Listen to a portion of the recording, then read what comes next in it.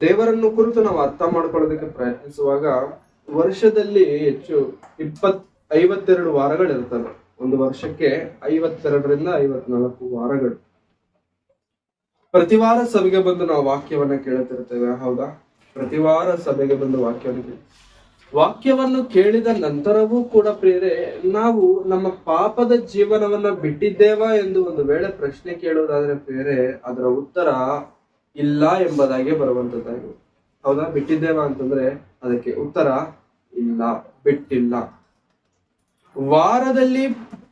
ವರ್ಷದಲ್ಲಿ 52 ವಾರಗಳು ಸಭೆಗೆ ಬಂದು ಕೇವಲ ಭಾನುವಾರ ಮಾತ್ರನೇ ಸಭೆಗೆ ಬರ್ತೇವೆ ಅಂತಂದ್ರೆ ಇಲ್ಲ. ವಾರದ ಮಧ್ಯದಲ್ಲಿ ಇನ್ನೂ ಕೆಲವು ಪ್ರಾರ್ಥನೆ ಕೂಟಗಳು ಇರ್ತವೆ, ಹೌದಾ? ಪ್ರಾರ್ಥನೆ ಕೂಟಗಳು, ಆ ಪ್ರಾರ್ಥನೆ ಕೂಟಗಳಿಗೂ ಕೂಡಿ ಬಂದು ಅದರಲ್ಲಿ ಮತ್ತೆ ಮೀಟಿಂಗ್ಗಳಿರ್ತವೆ. ದೊಡ್ಡ ದೊಡ್ಡ ಮೀಟಿಂಗ್, ಅಲ್ಲಿಗೂ ನಾವು ಹೋಗಿ ಆನ್ಲೈನ್ ಮೀಟಿಂಗ್ ಗಳಿಗೆ ಮೀಟ್ ಆಗಿ, ಆಮೇಲೆ ಇನ್ನು ಯೂಟ್ಯೂಬ್ ಗಳಲ್ಲಿ ಅನೇಕ ಮೆಸೇಜ್ಗಳನ್ನ ಇಷ್ಟೆಲ್ಲ ನಾವು ಕೇಳ್ತಿರ್ತೇವೆ. ಇಷ್ಟೆಲ್ಲ ವಾಕ್ಯವನ್ನ ನಾವು ದಿನನಿತ್ಯ ನಮ್ಮ ದೈನಂದಿನ ಜೀವನದಲ್ಲಿ ಕೇಳ್ತಿರ್ತೇವೆ. ಇಷ್ಟೆಲ್ಲ ಕೇಳುತ್ತಿದ್ದಾಗ್ಯೂ ಕೂಡ ಪ್ರೇರೆ, ನಮ್ಮ ಪಾಪದ ಜೀವನವನ್ನ ನಾವು ಬಿಟ್ಟಿದ್ದೇವಾ ಅಂತಂದ್ರೆ ಅಲ್ಲಿ ಉತ್ತರ ಸಮಾಧಾನ ಇಲ್ಲ ಎನ್ನುವಂಥದ್ದೇ. ಹೌದಾ ಪ್ರಿಯರೇ? ಬಿಟ್ಟಿದ್ದೇವೆ ಅನ್ನುವಂಥವ್ರು ಯಾರಾದ್ರೂ ಇದ್ರೆ ದಯಮಾಡಿ ಹೃದಯಪೂರ್ವಕವಾಗಿ ಕೈಗಳನ್ನ ಎತ್ತಬಹುದು. ಬಿಟ್ಟಿದ್ದೇವಾ ಅಂತಂದ್ರೆ ಅದು ಇಲ್ಲ. ಯಾಕೆ? ಅದಕ್ಕೆ ಕಾರಣ ಏನಾಗಿರಬಹುದು? ಅದಕ್ಕೆ ಕಾರಣವೇನು? ಎಷ್ಟೇ ವಾಕ್ಯ ಕೇಳಿದರೂ ಕೂಡ ನಮ್ಮ ಹೃದಯಗಳು ಬದಲಾಗದೇ ಇರೋದಕ್ಕೆ ಕಾರಣವೇನು? ಎಷ್ಟೇ ದೇವರ ಮಾತುಗಳನ್ನ ಧ್ಯಾನಿಸುತ್ತಿದ್ದಾಗ್ಯೂ ಕೂಡ ನಾವು ಪಾಪವನ್ನ ಬಿಡದೇ ಇರೋದಕ್ಕೆ ಕಾರಣವೇನು? What's the reason? ನಾವು ಇವತ್ತು ರಿಸರ್ಚ್ ಮಾಡೋಣ ಇದನ್ನು ಕುರಿತು. ಭಕ್ತನಾದಂತ ಪೌಲನು ರೋಮಾಪುರದವರಿಗೆ ಒಂದು ಪತ್ರಿಕೆ ಬರೀತಾರೆ. ಆ ಪತ್ರಿಕೆಯಲ್ಲಿ ದೊಡ್ಡ ಪತ್ರಿಕೆ, 16 ಅಧ್ಯಾಯಗಳುಳ್ಳ ಪತ್ರಿಕೆ. 16 ಅಧ್ಯಾಯವಿರುತ್ತೆ ಪ್ರೇರ ಆ ಪತ್ರಿಕೆಯಲ್ಲಿ. ಈ 16 ಅಧ್ಯಾಯಗಳಿರುವಂತ ಈ ಪತ್ರಿಕೆಯಲ್ಲಿ ಕೆಲವು ಸಂದರ್ಭ ಅಥವಾ ಒಂದು ಸಂದರ್ಭವನ್ನ ನಾವು ಓದಿಕೊಳ್ಳೋಣ. 1ನೇ ಅಧ್ಯಾಯ, ರೋಮಾಪುರವರಿಗೆ ಬರೆದ ಮೊದಲನೆಯ ಪತ್ರಿಕೆ 1ನೇ ಅಧ್ಯಾಯ 18ನೇ ವಚನದಿಂದ 32ನೇ ವಚನದವರೆಗಿರುವಂತ ಸಂದರ್ಭ ಇವತ್ತು ನಾವು ಧ್ಯಾನಿಸುವಂತ ಸಂದರ್ಭ. 18ನೇ ವಚನದಿಂದ 32ನೇ ವಚನದವರೆಗೆ. ಆ 18ನೇ ವಚನದ ಮೇಲೆ ಹೆಡ್ಲೈನ್ಸ್ ಒಂದಿದೆ. ಏನಂತ ಇದೆ ಪ್ರಿಯರೇ? ಎಲ್ಲಾ ಮನುಷ್ಯರು ದೇವರ ಸನ್ನಿಧಿಯಲ್ಲಿ ಅಪರಾಧಿಗಳು. ಎಲ್ಲಾ ಮನುಷ್ಯರು ದೇವರ ಸನ್ನಿಧಿಯಲ್ಲಿ ಏನಾಗಿದ್ದಾರೆ ಪ್ರಿಯರೇ? ಅಪರಾಧಿಗಳು. ಯಾಕೆ ಮಾತು ದೇವರು ಹೇಳ್ತಿದ್ದಾರೆ ಅಂತಂದ್ರೆ 18ನೇ ವಚನ ನಾನು ಓದ್ತೇನೆ. ದುಷ್ಟತ್ವವನ್ನು ನಡೆಸಿ ಸತ್ಯವನ್ನು ಅಣಗಿಸುವವರಾದ ಮನುಷ್ಯರ ಎಲ್ಲಾ ವಿಧವಾದ ಭಕ್ತಿಹೀನತೆ ಮೇಲೆಯೂ ದುಷ್ಟತನದ ಮೇಲೆಯೂ ದೇವರ ಕೋಪವು ಪರಲೋಕದಿಂದ ತೋರಿ ಬರುತ್ತದೆ. ದುಷ್ಟತನವನ್ನು ನಡೆಸಿ ಸತ್ಯವನ್ನು ಅಣಗಿಸುವವರಾದ ಮನುಷ್ಯರ ಎಲ್ಲಾ ವಿಧವಾದ ಭಕ್ತಿಹೀನತೆಯ ಮೇಲೆಯೂ ದುಷ್ಟತನದ ಮೇಲೆಯೂ ದೇವರ ಕೋಪವು ಪರಲೋಕದಿಂದ ತೋರಿ ಬರುತ್ತದೆ. ಏನ್ ಬರುತ್ತದೆ ಪ್ರಿಯರ? ಪರಲೋಕದಿಂದ ದೇವರ ಕೋಪ. ದೇವರು ಕೋಪ ಮಾಡ್ಕೊಳ್ತಾರ? ದೇವರು ಕೋಪಿಸಿಕೊಳ್ತಾರ? ಬೈಬಲ್ ಅಲ್ಲಿ ದೇವರು ಪ್ರೇಮಾಮಯನು ಅಂತ ಬರೆಯಲ್ಪಟ್ಟಿದೆ. ಮತ್ತೆ ಪ್ರೇಮಾಮಯನಾಗಿರುವಂತಹ ಪ್ರೀತಿ ಸ್ವರೂಪನಾದಂತ ದೇವರು ಕೋಪಗೊಳ್ತಾರ? ಕೋಪ ಬರುತ್ತೆ ಅಂತಂದ್ರೆ ಕೋಪ ಬರುತ್ತೆ. ತುಂಬಾ ಜನ ಹೇಳ್ತಾರೆ ಕೋಪ ಪಾಪ ಅಂತ ಹೇಳಿ, ಕೋಪ ಪಡುವಂಥದ್ದು ಪಾಪ ಅಂತ ಹೇಳಿ. ಕೋಪ ಪಾಪ ಹೇಗಾಗತ್ತೆ? ಕೋಪ ಪಾಪ ಆಗತ್ತ? ಕೋಪದಲ್ಲಿ ನಾವು ತೆಗೆದುಕೊಳ್ಳುವಂತ ಕೆಲವೊಂದು ಕ್ಲಿಷ್ಟವಾದಂತ ನಿರ್ಣಯಗಳು ಅಥವಾ ಮಾಡುವಂತ ಕೆಲಸಗಳು ನಮ್ಮನ್ನ ಪಾಪವನ್ನಾಗಿ ಮಾಡುವಂತದ್ದಾಗಿದೆ ಹೊರತು ಕೋಪ ಪಾಪವಲ್ಲ. ಕೋಪ ಪಡುವಂಥದ್ದು ಪಾಪವಲ್ಲ. ದೇವರು ಕೂಡ ಏನ್ ಪಡ್ತಿದ್ದಾರೆ ಇಲ್ಲಿ? ಕೋಪ ಪಡ್ತಿದ್ದಾರೆ ಪ್ರಿಯರೇ. ಹೌದಾ? ಕೋಪ ಪಡ್ತಿದ್ದಾರೆ. ದೇವರ ಕೋಪವು ಪರಲೋಕದಿಂದ ತೋರಿ ಬರುತ್ತದೆ. ಯಾಕಂದರೆ ದೇವರ ವಿಷಯವಾಗಿ ತಿಳಿಯಬಹುದಾದದ್ದು ಅವರ ಮನಸ್ಸಿಗೆ ಸ್ಪಷ್ಟವಾಗಿ ತಿಳಿದದೆ. ಅದನ್ನು ಅವರಿಗೆ ದೇವರೇ ಸ್ಪಷ್ಟವಾಗಿ ತಿಳಿಸಿದನು. ದೇವರ ವಿಷಯವಾಗಿ ತಿಳಿಯಬಹುದಾದದ್ದನ್ನು ದೇವರು ಏನ್ ಮಾಡಿದಾರಂತೆ ಪ್ರಿಯರೇ? ಸ್ಪಷ್ಟವಾಗಿ ತಿಳಿಸಿದ್ದಾರೆ. ಸ್ಪಷ್ಟವಾಗಿ ದೇವರು ನಮಗೆ ಗೊತ್ತಾಗಿದ್ದಾರ? ದೇವರನ್ನ ನಾವು ತಿಳ್ಕೊಂಡಿದ್ದೇವೆ ಪ್ರಿಯರೇ? ಹೇಗೆ ತಿಳ್ಕೊಂಡಿದ್ದೇವೆ ನಾವು ದೇವರನ್ನ? ಹೇಗ್ ಗೊತ್ತಾದ್ರು ನಮಗೆ ದೇವರು? ದೇವರು ಪ್ರೇಮಾಮಯನು. ಹೇಗ್ ಗೊತ್ತಾದ್ರು ನಮ್ಗೆ ದೇವರು ಪ್ರೇಮಾಮಯನು? ದೇವರು ಕೋಪಗೊಳ್ತಾರೆ. ಹೇಗ್ ಗೊತ್ತಾದ್ರು ನಮ್ಗೆ ದೇವರು ಕೋಪಗೊಳ್ತಾರೆ ಅಂತ? ವಾಕ್ಯದ ಮೂಲಕವಾಗಿ, ಹೌದಾ? ಬೈಬಲ್ ಮೂಲಕವಾಗಿ. ಆದ್ರೆ ಮತ್ತೆ ಬೈಬಲ್ ಇಲ್ಲದೇ ಇರುವಂತವ್ರಿಗೆ ದೇವ್ರು ಗೊತ್ತಾಗ್ತಾರ ಪ್ರಿಯರೇ? ಬೈಬಲ್ ಇಲ್ಲದೇ ಇರುವಂತವ್ರಿಗೆ ದೇವ್ರು ಗೊತ್ತಾಗ್ತಾರ? ದೇವರು ಮನುಷ್ಯರನ್ನ ಉಂಟು ಮಾಡಬೇಕಾದ್ರೆ ಮನುಷ್ಯರಲ್ಲಿ ದೇವರು ಒಂದು ಲಕ್ಷಣವನ್ನ ಇಟ್ಟಿದ್ದಾರೆ, ಹುಡುಕುವಂತ ಲಕ್ಷಣ. ಹುಡುಕುತ್ತಾನೆ ಮನುಷ್ಯ, ಏನೇ ಸಿಗಬೇಕಾದರೂ ಕೂಡ ಹುಡುಕ್ತಾನೆ. ಆ ಹುಡುಕುವ ಕ್ರಮದಲ್ಲೂ ಪ್ರಿಯರೇ ದೇವರನ್ನು ಕೂಡ ಹುಡುಕುವಂತ ಒಂದು ಲಕ್ಷಣವನ್ನ ಮನುಷ್ಯನಲ್ಲಿ ದೇವರಿಟ್ಟಿದ್ದಾರೆ. ಯಾರನ್ನೇ ನೋಡಿ ಅವರ ಜೀವನದಲ್ಲಿ ನೆಮ್ಮದಿಯಾಗಿರಬೇಕು ಅಂತಂದ್ರೆ ಒಂದೇ ಒಂದು ಪರಿಷ್ಕಾರ, ದೇವರು. ಮನುಷ್ಯನು ಹುಡುಕ್ತಾನೆ, ದೇವರು ಯಾರು. ಈ ಹುಡುಕುವಂತ ಕ್ರಮದಲ್ಲಿ, ದೇವರನ್ನು ಕುರಿತು ಅರ್ಥ ಮಾಡಿಕೊಳ್ಳುವಂತ ಕ್ರಮದಲ್ಲಿ ದೇವರು ಎಲ್ಲರಿಗೂ ಕೂಡ ಸ್ಪಷ್ಟವಾಗಿ ತಿಳಿಸ್ತಾನಂತೆ ಪ್ರಿಯರೇ. ಸ್ಪಷ್ಟವಾಗಿ ನಮಗೆ ದೇವರು ಸ್ಪಷ್ಟವಾಗಿ ಅರ್ಥ ಆಗಿದಾರ. ಬೈಬಲ್ ಹಿಡಿದಂತವ್ರಿಗೂ ದೇವರು ಅರ್ಥ ಆಗ್ತಾರೆ, ಬೈಬಲ್ ಹಿಡಿಯದೇ ಇರುವಂತವ್ರಿಗೂ ಕೂಡ ದೇವರು ಅರ್ಥ ಆಗ್ತಾರೆ. ನೋಡಿ ಪ್ರಿಯರೇ, ಒಂದು ದೊಡ್ಡ ಸೈಂಟಿಸ್ಟ್ಗಳು ಯಾರು ಕೂಡ ದೇವ್ರನ್ನ ನಂಬಲ್ಲ. ಸೈಂಟಿಸ್ಟ್ಗಳು ಗೊತ್ತಾ ಪ್ರಿಯರೇ? ಸೈಂಟಿಸ್ಟ್, ಪರಿಶೋಧನೆ ಮಾಡುವಂತವ್ರು, ಖಗೋಳವನ್ನ ಪರಿಶೋಧಿಸುವಂತವ್ರು. ಸೊ ಇವರೆಲ್ಲರೂ ಕೂಡ ಬೈಬಲ್ ಅನ್ನ ನಂಬಲ್ಲ. ಬೈಬಲ್ ಅನ್ನ ಅನ್ನೋದಕ್ಕಿಂತ ದೇವರನ್ನ ನಂಬೋದಿಲ್ಲ ಪ್ರಿಯರೇ. ಒಂದು ಕಾಲದಲ್ಲಿ ಒಂದು ಸೈಂಟಿಸ್ಟ್ ಹತ್ರ ಹೋಗಿ ಒಂದು ಇಂಟರ್ವ್ಯೂ ಅಲ್ಲಿ ಈ ತರ ಮಾತನಾಡುತ್ತಾ ಒಂದು ದೊಡ್ಡ ಸೈಂಟಿಸ್ಟ್ ಒಂದು ಮಾತು ಹೇಳಿ, ಈ ಸೃಷ್ಟಿಯನ್ನ, ಈ ವಿಶ್ವವನ್ನ ನೋಡಿದಾಗ, ಈ ವಿಶ್ವವನ್ನ ಕಂಡ ತಕ್ಷಣ ಇದರಲ್ಲಿ ದೇವರಿದ್ದಾರೆ ಎನ್ನುವಂಥದ್ದು ಸ್ಪಷ್ಟವಾಗಿ ಗೊತ್ತಾಗುತ್ತೆ. ದೇವರು ಇದ್ದಾನೆ ಎನ್ನುವಂಥದ್ದನ್ನ, ಈ ಪ್ರಕೃತಿಯನ್ನ, ಈ ಸೃಷ್ಟಿಯನ್ನ ನೋಡಿದ್ರೆ ನಮಗ್ ಗೊತ್ತಾಗತ್ತೆ. ಪ್ರಿಯರೇ, ನಾವಿರುವಂತದ್ದು ಬೆಂಗಳೂರು ಪಟ್ಟಣ. ಸ್ವಲ್ಪ ನಾವು ಬೆಂಗಳೂರು ಪಟ್ಟಣದಿಂದ ಝೂಮ್ ಔಟ್ ಮಾಡಿದ್ರೆ ಕರ್ನಾಟಕ ನಮಗ್ ಕಾಣಿಸುತ್ತೆ, ಹೌದಾ? ಕರ್ನಾಟಕದಿಂದ ಝೂಮ್ ಔಟ್ ಮಾಡಿದ್ರೆ ಇಂಡಿಯಾ, ಅದರಿಂದ ಝೂಮ್ ಔಟ್ ಮಾಡಿದ್ರೆ ಭೂಮಿ. ಇನ್ನೂ ಹಿಂದಕ್ಕೆ ಹೋದ್ರೆ ಪ್ರಿಯರೇ ಗ್ರಹಗಳೇ ನಮಗ್ ಕಾಣಿಸ್ತವೆ, ಪ್ಲಾನೆಟ್ಸ್ ಅಂತೇವೆ ಅದನ್ನು, ಹೌದಾ? ಸೊ ಈ ನಮ್ಮ ಭೂಮಿ ಇರುವಂತ ಆ ಒಂದು ಇದು ಏನಂತಾರೆ ಅಂತಂದ್ರೆ, ಸೋಲಾರ್ ಸಿಸ್ಟಮ್, ಹೌದಾ? ಈ ಸೋಲಾರ್ ಸಿಸ್ಟಮ್ ಅಲ್ಲಿ ಸೂರ್ಯನು ಮಧ್ಯದಲ್ಲಿರ್ತಾನೆ. ಸೂರ್ಯನಿಂದ 3ನೇ ಹಂತದಲ್ಲಿ ಭೂಮಿ ಇರುತ್ತೆ, 3rd ಲೆವೆಲ್ ಅಲ್ಲಿ. ಭೂಮಿಗಿಂತ ಮೊದಲು 2 ಗ್ರಹಗಳಿದಾವೆ, ಅದು ಬಹಳ ಉಷ್ಣ. ಭೂಮಿಯ ನಂತರವೂ ಕೂಡ ಇನ್ನೂ ತುಂಬಾ ಗೋಳಗಳಿದಾವೆ, ಅದರಲ್ಲಿ ಚಳಿ ಅಂತಂದ್ರೆ ಮಂಜು. ಆದ್ರೆ 3ನೇ ಸ್ಥಾನದಲ್ಲೇ ಭೂಮಿ ಯಾಕಿರಬೇಕು ಅಂತಂದ್ರೆ ಪ್ರಿಯರೇ, ಈ ವಿಶ್ವವನ್ನ ನೋಡಿದಾಗ ಸೂರ್ಯನಿಂದ 3ನೇ ಸ್ಥಾನದಲ್ಲಿ ಭೂಮಿ ಇದೆ ಅಂತ ಕಂಡಾಗ ಈ ಭೂಮಿ ಹೇಳುತ್ತೆ ದೇವರಿದ್ದಾರೆ ಎಂಬುದಾಗಿ. ಯಾಕಂತಂದ್ರೆ ಒಂದು ಸ್ಟೆಪ್ ಮುಂದೆ ಇದ್ರೂ ಕೂಡ ಬಿಸಿಲು ಜಾಸ್ತಿ ಆಗುತ್ತೆ, ಅಂತಂದ್ರೆ ಉಷ್ಣ ಜಾಸ್ತಿ ಆಗುತ್ತೆ. ಒಂದು ಸ್ಟೆಪ್ ಹಿಂದೆ ಇದ್ದರೂ ಕೂಡ ಏನಾಗುತ್ತೆ, ಚಳಿ ಜಾಸ್ತಿ. ಅದೇ ದೇವರು ನಮ್ಮನ್ನ ಎಲ್ಲಿಟ್ಟಿದ್ದಾರೆ ಅಂತಂದ್ರೆ ಬ್ಯಾಲೆನ್ಸ್ಡ್ ಲೈಫ್ ಅಲ್ಲಿ ಇಟ್ಟಿದ್ದಾರೆ. ಇದನ್ನ ನೋಡಿದಾಗ ಏನು ಗೊತ್ತಾಗುತ್ತೆ ಅಂತ ಆ ಸೈಂಟಿಸ್ಟ್ ಹೇಳ್ತಾನೆ ಅಂತಂದ್ರೆ, ದೇವರಿದ್ದಾರೆ ಅನ್ನುವಂತ ವಿಷಯ ನಮಗೆ ಗೊತ್ತಾಗುತ್ತೆ. ದೇವರಿದ್ದಾರ ಪ್ರಿಯರೇ? ದೇವರಿದ್ದಾರ? ಖಂಡಿತ ದೇವರಿದ್ದಾರೆ. ಅದೇ ದೇವರಿದ್ದಾರೆ ಎನ್ನುವಂತ ವಿಷಯ ಗೊತ್ತಾದ ನಂತರವು, ದೇವರು ನೋಡುತ್ತಿದ್ದಾರೆ ಎನ್ನುವಂತ ವಿಷಯ ಗೊತ್ತಾದ ನಂತರವು ನಾವು ನಮ್ಮ ಪಾಪಗಳನ್ನ ಮಾಡುವುದು ಯಾಕೆ ಬಿಡ್ಲಿಕ್ಕಾಗ್ತಿಲ್ಲ ನಮ್ಮಿಂದ ಅಂತಂದ್ರೆ, ಬೈಬಲ್ ನಮಗೆ ಒಳ್ಳೆ ಸೊಲ್ಯೂಷನ್ ಕೊಡ್ತಿದೆ ಪ್ರಿಯರೇ. ಬೈಬಲ್ ನಮಗೆ ಒಳ್ಳೆ ಸೊಲ್ಯೂಷನ್ ಕೊಡ್ತಿದೆ. ಏನಂತ ಕೊಡ್ತಿದೆ ಅಂತಂದ್ರೆ ಪ್ರಿಯರೇ, 24ನೇ ವಚನಕ್ಕೆ ಬರುವಾಗ, 24ನೇ ವಚನ, ಆದ ಕಾರಣ ಅವರು ಮನಸ್ಸಿನ ದುರಾಸೆಗಳಂತೆ ನಡೆದು ತಮ್ಮ ದೇಹಗಳನ್ನು ಮಾನಹೀನ ಮಾಡಿಕೊಳ್ಳಲಿ ಎಂದು ದೇವರು ಅವರನ್ನು ಹೊಲಸಾದ ನಡತೆಗೆ ಒಪ್ಪಿಸಿದನು. ಅವರು ಸತ್ಯದೇವರನ್ನು ಬಿಟ್ಟು ಅಸತ್ಯವಾದದ್ದನ್ನು ಹಿಡಿದುಕೊಂಡು ಸೃಷ್ಟಿಕರ್ತನನ್ನು ಪೂಜಿಸದೆ ಸೃಷ್ಟಿ ವಸ್ತುಗಳನ್ನೇ ಪೂಜಿಸಿ ಸೇವಿಸುವವರಾದರು. ದೇವರು ಹೇಳ್ತಿರುವಂತ ಮಾತೇನಂತಂದ್ರೆ ಬೇರೆ, ಅವರ ಮನಸ್ಸಿನ ದುರಾಸೆಗಳಂತೆ ನಡೆದು ತಮ್ಮ ದೇಹಗಳನ್ನು ಮಾನಹೀನ ಮಾಡಿಕೊಳ್ಳಲಿ ಎಂದು ದೇವರು ಅವರನ್ನು ಹೊಲಸಾದ ನಡತೆಗೆ ಒಪ್ಪಿಸಿದನು.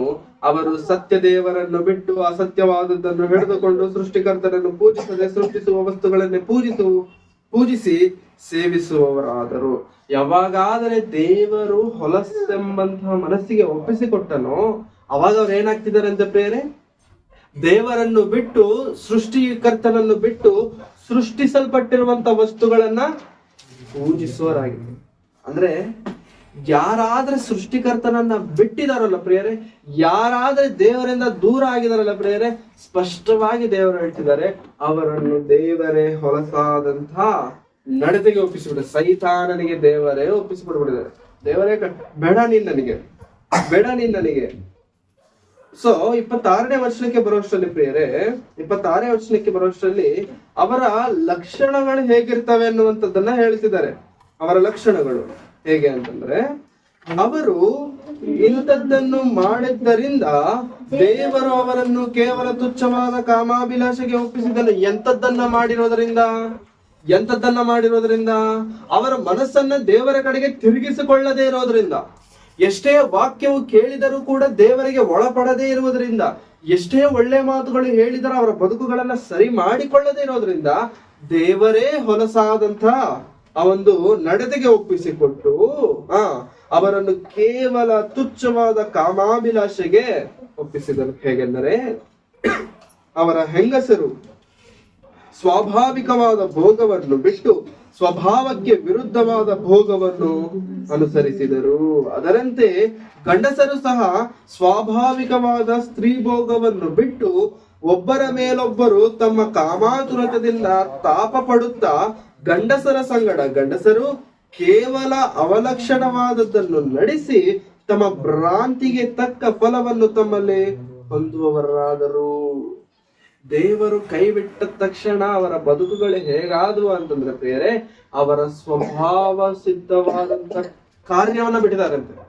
ಅಂದ್ರೆ ಹುಡುಗಿನ ನೋಡಿದ್ರೆ ಪ್ರೀತಿ ಬರುತ್ತೆ, ಹುಡುಗಿ ಹುಡುಗನನ್ನ ನೋಡಿದ್ರೆ ಪ್ರೀತಿ ಹುಟ್ಟುತ್ತೆ. ಇದೇನಿದು ಸಹಜವಾದದ್ದು, ಅದರಲ್ಲಿ ಯಾವುದೇ ರೀತಿಯಂತ ತಪ್ಪಿಲ್ಲ.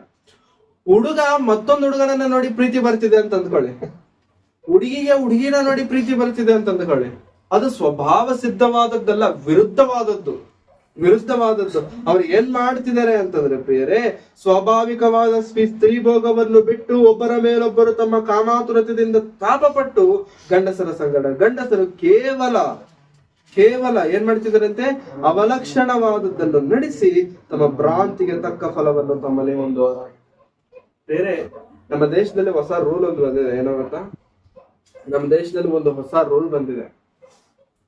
ಒಂದು ಹುಡುಗ ಇನ್ನೊಂದು ಹುಡುಗನ ಮೇಲೆ ಪ್ರೀತಿ ಪಟ್ಟು ಇಷ್ಟಪಟ್ಟು ಇಬ್ಬರು ಒಂದು ವೇಳೆ ಜೊತೆಲಿ ಇರಬೇಕು ಅಂತ ಅಂದ್ಕೊಂಡ್ರೆ, ಇಬ್ಬರು ಯಾವುದೇ ರೀತಿಯಂತ ತೊಂದರೆ ಇಲ್ಲ ಅಂತ ಅಂದ್ಕೊಂಡ್ರೆ ಲೀಗಲ್ ಆಗಿ ಮದುವೆ ಮಾಡ್ಕೋಬಹುದು.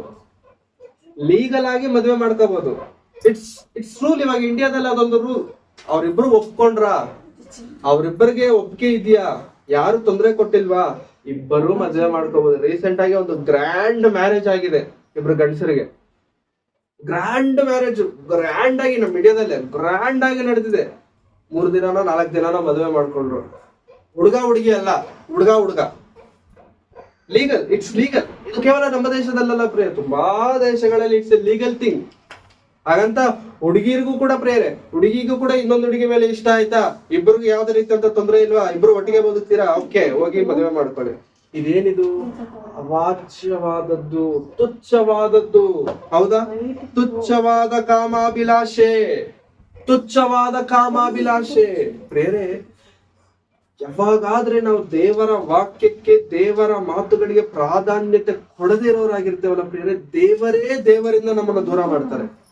ದೇವರು ತಾನೇ ದೇವರಿಂದ ದೂರ ಮಾಡ್ಕೊಂಡು ಬೇಡ ನೀನ್ ನನಗೆ, ನನಗೆ ನಿನ್ನ ಅವಶ್ಯಕತೆ ಇಲ್ಲ ಎಂಬುದಾಗಿ ಹೇಳ್ತಾ 28ನೇ ವಚನಕ್ಕೆ ಬರುತ್ತೆ ಬೇರೆ.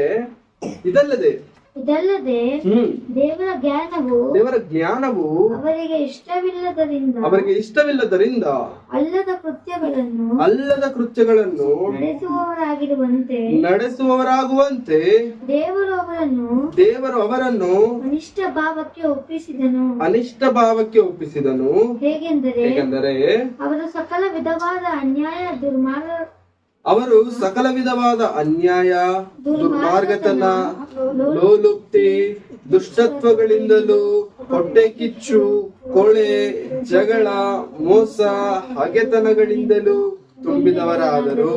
ಅವರು ಕಿವಿ ಊದುವವರು, ಚಾಡಿ ಹೇಳುವವರು, ದೇವರನ್ನು ದ್ವೇಷಿಸುವವರು, ಸೊಕ್ಕಿನವರು, ಅಹಂಕಾರಿಗಳು, ಬಡಾಯಿ ಕೊಚ್ಚುವವರು, ಕೇಡನ್ನು ಕಲ್ಪಿಸುವವರು, ತಂದೆ ತಾಯಿಗಳ ಮಾತನ್ನು ಕೇಳದವರು, ವಿವೇಕವಿಲ್ಲದವರು, ಮಾತಿಗೆ ತಪ್ಪುವವರು, ಮಮತೆ ಇಲ್ಲದವರು, ಕರುಣೆ ಇಲ್ಲದವರು ಆದರು. ಎಷ್ಟಿದಾವೆ ಪ್ರಿಯರೇ? ಎಷ್ಟಿದಾವೆ? ಮೇಲಿಂದ ಒಂದ್ಸತಿ ಲೆಕ್ಕ ಹಾಕೋಣ, ಎಷ್ಟಿದಾವೆ? ಹೆಚ್ಚು ಕಡಿಮೆ 20 ಇದಾವೆ ಪ್ರಿಯರೇ, ಹೆಚ್ಚು ಕಡಿಮೆ 20 ಇದೆ. ಓದೋಣ ಮೇಲಿಂದ ಒಂದೊಂದಾಗಿ. ಸಕಲ ವಿಧವಾದ ಅನ್ಯಾಯ ಒಂದು, ದುರ್ಮಾರ್ಗತನ, ಲೋಲುಪ್ತಿ, ದುಷ್ಟತ್ವಗಳಿಂದಲೂ, ಹೊಟ್ಟೆ ಕಿಚ್ಚು, ಕೊಳೆ, ಜಗಳ, ಮೋಸ, ಹಗೆತನಗಳಿಂದಲೂ ತುಂಬಿದವರಾಗಿದ್ದು, ಅವರು ಕಿವಿ ಊದುವವರು, ಚಾಡಿ ಹೇಳುವವರು, ದೇವರನ್ನು ದ್ವೇಷಿಸುವವರು, ಸೊಕ್ಕಿನವರು, ಅಹಂಕಾರಿಗಳು, ಬಡಾಯಿ ಕೊಚ್ಚುವವರು, ಕೇಡನ್ನು ಕಲ್ಪಿಸುವವರು, ತಂದೆ ತಾಯಿಗಳ ಮಾತನ್ನು ಕೇಳದವರು, ವಿವೇಕವಿಲ್ಲದವರು, ಮಾತಿಗೆ ತಪ್ಪುವವರು, ಮಮತೆ ಇಲ್ಲದವರು, ಕರುಣೆ ಇಲ್ಲದವರು. ಎಷ್ಟು? 21 ಲಕ್ಷಣಗಳು, 21 ಕ್ಯಾರೆಕ್ಟರ್ಸ್. ಇದರಲ್ಲಿ ಯಾವ್ದಾದ್ರು ನಮ್ಮ ಹತ್ರ ಇದೆಯಾ? ಇದರಲ್ಲಿ ಯಾವ್ದಾದ್ರು ನಮ್ಮ ಹತ್ರ ಇದೆಯಾ? ಇದೆ, ಇದ್ದೇ ಇರುತ್ತೆ ಖಂಡಿತ. ಇಲ್ಲ ಯಾವ್ದು ಇಲ್ವಾ ನಮ್ಮ ಹತ್ರ? ಹೊಟ್ಟೆ ಕಿಚ್ಚು ಪಡೋದಿಲ್ವಾ ನಮ್ಮ ಹತ್ರ? ಹೊಟ್ಟೆ ಕಿಚ್ಚು ಪಡೋದಿಲ್ವ? ಖಂಡಿತ ಇರುತ್ತೆ. ನಮಗಿಂತ ಚೆನ್ನಾಗಿ ಯಾರಾದ್ರೂ ಬೇರೆಯವ್ರ ಕಾಣಿಸ್ಬಿಟ್ರೆ ನಮಗೆ ಹೊಟ್ಟೆಲಿ ಉರಿತಾ ಇರುತ್ತೆ, ಗ್ಯಾಸ್ಟ್ರಿಕ್ ಶುರು ಆಗುತ್ತೆ, ನಮಗೆ ಒಳಗಡೆ ಗ್ಯಾಸ್ ಬರ್ನ್ ಆಗ್ತಾ ಇರುತ್ತೆ. ಅವ್ನು ನೋಡ್ತಿದ್ರೇನೆ ಸುಡ್ತಿರುತ್ತೆ. ಇನ್ನು ನಾವು ಚಾಲೆಂಜ್ ತಗೊಳ್ತೀವಿ, ನಾಳೆಯಿಂದ ಅವನಿಗಿಂತ ಚೆನ್ನಾಗಿ ನಾನು ಕಾಣಿಸ್ಬೇಕು. ಬೇರೆಯವ್ರ ಉದ್ಧಾರ ಆದ್ರೆ ಅವನ್ನ ನೋಡಿ ಸಂತೋಷ ಪಡುವಂತ ಜನರು ಈ ಲೋಕದಲ್ಲಿ ನಿಮ್ಗೆಲ್ಲೂ ಸಿಗಲ್ಲ ಪ್ರಿಯರೇ. ಎಲ್ಲೋವರೆಗೂ ಹೋಗೋದು ಬೇಡ, ಎಲ್ಲೋವರೆಗೂ ನಮ್ಮ ಬಂಧುಗಳು ಅಲ್ಲೆಲ್ಲೋವರೆಗೂ ಹೋಗೋದು ಬೇಡ ಪ್ರಿಯರೇ. ನಮ್ಮ ಮನೇಲಿರುವಂತವ್ರೇ ನಮ್ಮನ್ನ ತುಂಬಾ ಸತಿ ಒಪ್ಕೊಳ್ಳೋದಕ್ಕೆ ಇಷ್ಟ ಪಡಲ್ಲ. ಇನ್ ಚೆನ್ನಾಗಿದ್ರೆ ನನಗೆ ಇಷ್ಟ ಇಲ್ಲ, ತುಂಬಾ ಸತಿ ತುಂಬಾ ನಾವು ಬೆಳೆಯುವಂತದ್ದು ಯಾರಿಗೂ ಇಷ್ಟ ಇರಲ್ಲ. ಅದನ್ನ ಏನಂತಾರೆ ಅಂತಂದ್ರೆ ಹೊಟ್ಟೆ ಕಿಚ್ಚು. ಹೊಟ್ಟೆ ಕಿಚ್ಚು ನಿಜವಾಗ್ಲೂ ಪ್ರಿಯರೇ, ಮನೆ ಕಟ್ಟೋದಕ್ಕೆ ಶುರು ಮಾಡಿದಾಗ ಮನೆ ಸ್ವಲ್ಪ ದಿನ ನಿಂತೋಗ್ಬಿಟ್ಟಿತ್ತಲ್ಲ ಕಟ್ಟೋದಕ್ಕೆ ಸುತ್ತಲೂ ಇರುವಂತರ ಒಂಥರ ಖುಷಿ ಆಗೋಯ್ತು. ಖುಷಿ ಎಂತೈತಲ್ವಾ? ಖುಷಿ. ಮತ್ತೆ ಕಟ್ಟಕ್ ಶುರು ಆಯ್ತಲ್ಲ ಕೆಲ್ಸ, ಅವಾಗಿಂದ ತಲೆ ಎತ್ತಿ ನೋಡೋದೇ ಇಲ್ಲ ಆ ಕಡೆಗೆ. ಮುಖ ತಿರ್ಗಿಸ್ಕೊಂಡೇ ಹೋಗೋದು, ಮುಖ ತಗ್ಗಿಸ್ಕೊಂಡೇ ಹೋಗೋದು. ಯಾಕಂದ್ರೆ ಅವ್ರಿಗೆ ಇಷ್ಟ ಇಲ್ಲ, ಹೊಟ್ಟೆ ಕಿಚ್ಚು. ಯಾಕೆ ಅಂತಂದ್ರೆ ಅವ್ರಿಗೇನ್ ಅನ್ಯಾಯ ಆಗ್ತಿದೆ ಅಂತಂದ್ರೆ ಇಲ್ಲ, ಅವ್ರಿಗೇನಾದ್ರೂ ಲಾಸ್ ಆಗ್ತಿದೆ ಅಂತಂದ್ರೆ ಏನಿಲ್ಲ, ಅವ್ರಿಗೆ ಆಗುತ್ತಿರುವಂತ ನಷ್ಟ ಅಂತೂ ಏನು ಇಲ್ಲ. ಆದ್ರೂ ಕೂಡ ಏನು ಅವ್ರಿಗೆ ಹೊಟ್ಟೆ ಕಿಚ್ಚು. ಇದಿದೆ ನೋಡಿ ಪ್ರಿಯರೇ, ಇದು ಬಹಳ ದರಿದ್ರವಾದಂಥದ್ದು ಹೊಟ್ಟೆ ಕಿಚ್ಚು. ಈ ಹೊಟ್ಟೆ ಕಿಚ್ಚು ಇನ್ನು ಎಂಥ ಲಕ್ಷಣಗಳನ್ನು ಕುರಿತು ದೇವರು ಮಾತನಾಡ್ತಿದ್ದಾರೆ ಪ್ರಿಯರಲ್ಲಿ? ದುಷ್ಟತ್ವದಿಂದಲೂ, ಲೋಲುಪ್ತಿ, ದುರ್ಮಾರ್ಗ, ಹೊಟ್ಟೆ ಕಿಚ್ಚು, ಕೊಳೆ, ಜಗಳ, ಮೋಸ, ಹಗೆತನಗಳಿಂದಲೂ ತುಂಬಿದವರಾಗಿದ್ದು, ಅವರು ಕಿವಿ ಊದುವವರು. ಕಿವಿ ಊದುವವರು ಅಂತಂದ್ರೆ ಕಿವಿ ಊದುವುದು ಅಂತಂದ್ರೆ ಕಿವಿ ಕಚ್ತಾ ಇರ್ತಾರೆ ಯಾವಾಗ್ಲೂ ಬೇರೆಯವರು. ತುಂಬಾ ಜನ ನೋಡಿ ಪ್ರಿಯರೇ, ಎಸ್ಪೆಷಲಿ ಈ ಆಂಟಿಂದ್ರು ಮಾತಾಡ್ಕೊಂಡಿರ್ತಾರೆ, ಲೇಡೀಸ್. ಇವ್ರು ಮಾತಾಡ್ಕೊಳ್ತಿರ್ತಾರೆ, ಅಷ್ಟೊತ್ತು ಜೋರಾಗೆ ಮಾತಾಡ್ತಿರ್ತಾರೆ, ಇದ್ದಕ್ಕಿದ್ದಂಗೆ ಸೌಂಡ್ ಮ್ಯೂಟ್ ಆಗ್ಬಿಡುತ್ತೆ. ಇದ್ದಕ್ಕಿದ್ದಂಗೆ ಸೌಂಡ್ ಮ್ಯೂಟ್ ಆಗ್ಬಿಡುತ್ತೆ. ಪಕ್ಕದಲ್ಲಿ ನಿಂತ್ಕೊಂಡ್ರು ಕೂಡ ಕೇಳಿಸಲ್ಲ, ಅಷ್ಟು ಮ್ಯೂಟ್ ಆಗಿ ಬಟ್ ಮಾತಾಡ್ತಿರ್ತಾರೆ, ಅಷ್ಟೊತ್ತು ಮಾತಾಡ್ತಿರ್ತಾರೆ. ಇದ್ದಕ್ಕಿದ್ದಂಗೆ ಸೌಂಡ್ ಮ್ಯೂಟ್ ಆಗತ್ತೆ. ಮ್ಯೂಟ್ ಅಂತಂದ್ರೆ 1-2 ಸೌಂಡ್ ಲೆವೆಲ್ ಅಲ್ಲೇ ಓಡ್ತಿರುತ್ತೆ. ಅದು 1-2 ಬಟನ್ ಅಷ್ಟೇ. ಅದು ಯಾರಿಗೆ ಕೇಳಿಸ್ಬೇಕು ಅವ್ರಿಗೆ ಕೇಳಿಸ್ಬೇಕು, ಬೇರೆ ಯಾರಿಗೂ ಕೇಳಿಸ್ಬಾರ್ದು. ಹಂಗ್ ಮಾತಾಡ. ಇದು ಏನೋ ಗೊತ್ತಾ ಪ್ರಿಯರೇ? ಕಿವಿ ಊದೋದು. ಯಾವಾಗ ನೋಡ ಅವ್ರ ಕಿವಿಯಲ್ಲಿ ಊದ್ತಾನೆ ಇರ್ತಾರೆ, ಎಷ್ಟೊತ್ತು ನೋಡ ಅವ್ರ ಕಿವಿಯಲ್ಲಿ ಊದ್ತಾನೆ ಇರ್ತಾರೆ. ಇನ್ನು ಕೆಲವ್ರಿಗೆ ಏನು ಗೊತ್ತಾ, ಆ ಊದಿಸ್ಕೊಳ್ಳೋದು ಇಷ್ಟ ಅವ್ರಿಗೆ. ಆ ಊದೋದನ್ನ ಯಾರೇನ್ ಹೇಳ್ತಾರೆ ಕೇಳೋದು ಇಷ್ಟ. ಊದೋರು ಒಬ್ರು ಆದ್ರೆ ಕೇಳಿಸ್ಕೊಳ್ಳೋರು ಇನ್ನೊಬ್ರು. ಇಬ್ರಿಗೂ ಖುಷಿ, ಅದೊಂಥರ ಖುಷಿ, ಅದೊಂಥರ ಸುಖ, ಅದೊಂಥರ ನೆಮ್ಮದಿ. ಕೆಲವೊಬ್ರಿಗೆ ನೋಡಿ ಪ್ರಿಯರೇ, ಅಂತದ್ ಕೇಳಿಲ್ಲ ಅಂತಂದ್ರೆ ಅವ್ರ ಜೀವನದಲ್ಲಿ ಅವತ್ತಿದ್ದಂಗೆ ಅನ್ಸಲ್ಲ ಅವ್ರಿಗೆ. ಆ ದಿನ ಇದ್ದಂಗೆ ಅನ್ಸಲ್ಲ. ಯಾರೋ ಒಬ್ರ ಹತ್ರ ಹೋಗ್ಬಿಟ್ಟು ಏನೋ ಒಂದು ಕಿವಿ ಕೇಳಾದ್ರೂ ಕೇಳ್ಬೇಕು, ಹೇಳಾದ್ರೂ ಹೇಳ್ಬೇಕು. ತುಂಬಾ ಜನ ಫ್ರೆಂಡ್ಸ್ ಹೇಳ್ತಾರೆ, ನಾನು ಈ ವಿಷಯ ಹೇಳ್ತೇನೆ ಯಾರಿಗೂ ಹೇಳ್ಬೇಡ ಅಂತ. ನಾನು ನಿನಗೆ ನನ್ನ ಪರ್ಸನಲ್ ನಿನಗೆ ಹೇಳ್ತೇನೆ, ಯಾರಿಗೂ ಹೇಳ್ಬೇಡ ಅಂತೇಳಿ. ಪ್ರಾಮಿಸ್, ನಾನು ಯಾರಿಗೂ ಹೇಳಲ್ಲ. ಇವನ್ನೆಲ್ಲ ಬಿಚ್ಚಿ ಹೇಳ್ತೇನೆ ಅವ್ನಿಗೆ. ಇವನ್ನೆಲ್ಲ ಇದ್ದಿದ್ದೆಲ್ಲ ಬಿಚ್ಬಿಟ್ಟು ಹೇಳ್ಬಿಡ್ತಾನೆ. ಮಾರನೇ ದಿನ ಬೆಳಗ್ಗೆ ಆಗೋಷ್ಟಲ್ಲ ಅವ್ನು ಇನ್ನೊಬ್ಬ ಫ್ರೆಂಡ್ ಬಂದು ಕೇಳ್ತಾನೆ, ಏನೋ ಈ ತರ ಆಯ್ತಂತಲ್ಲ ಅಂತ. ನಿನಗೇನ್ ಗೊತ್ತಾ ಅಂತಂದ್ರೆ ಹಂಗೆ ಗೊತ್ತಾಯ್ತು. ಹೆಂಗ್ ಗೊತ್ತಾಯ್ತು? ನಾನ್ ಯಾರ್ಗೆ ಹೇಳಿ ಅವನೊಬ್ಬನಿಗೆ ತಾನೇ ಹೇಳಿದ್ದು, ಮತ್ತೆ ನಿನಗೆ ಹೆಂಗ್ ಗೊತ್ತಾಯ್ತು ನೀನ್ ಮೂರನೇ ವ್ಯಕ್ತಿ ಅಂತಂದ್ರೆ? ಇವನು ರಾತ್ರಿನೇ ಎಲ್ಲ ಸರ್ಕ್ಯುಲೇಟ್ ಮಾಡಿದ್ದಾನೆ, ರಾತ್ರಿಗೆ ಎಲ್ಲ. ತುಂಬಾ ಜನ ನೋಡಿ ಪ್ರಿಯರೇ, ಈ CNN, BBC ದೊಡ್ಡ ದೊಡ್ಡ ನ್ಯೂಸ್ ನೆಟ್ವರ್ಕ್ ಗಳು ಇರ್ತಾವಲ್ಲ, ಅವುಗಳಿಗಿಂತ ಫಾಸ್ಟ್ ನೆಟ್ವರ್ಕ್ ನಮ್ದು. ಈ ಯಾರಿಗಾದ್ರೂ ಏನಾದ್ರು ಆಗಿದೆ ಅಂತಂದ್ರೆ ಫುಲ್ ಆ ರೋಡ್ ಎಲ್ಲ ಒಂದು 2 ಅವರಲ್ಲಿ ಗೊತ್ತಾಗ್ಬಿಡುತ್ತೆ, ಇಲ್ಲಿಂದ ಅಲ್ಲಿಗೆ, ಇಲ್ಲಿಂದ ಇಲ್ಲಿಗೆ, ಅಲ್ಲಿಂದ ಅಲ್ಲಿಗೆ, ಅಲ್ಲಿಂದ ಅಲ್ಲಿಗೆ.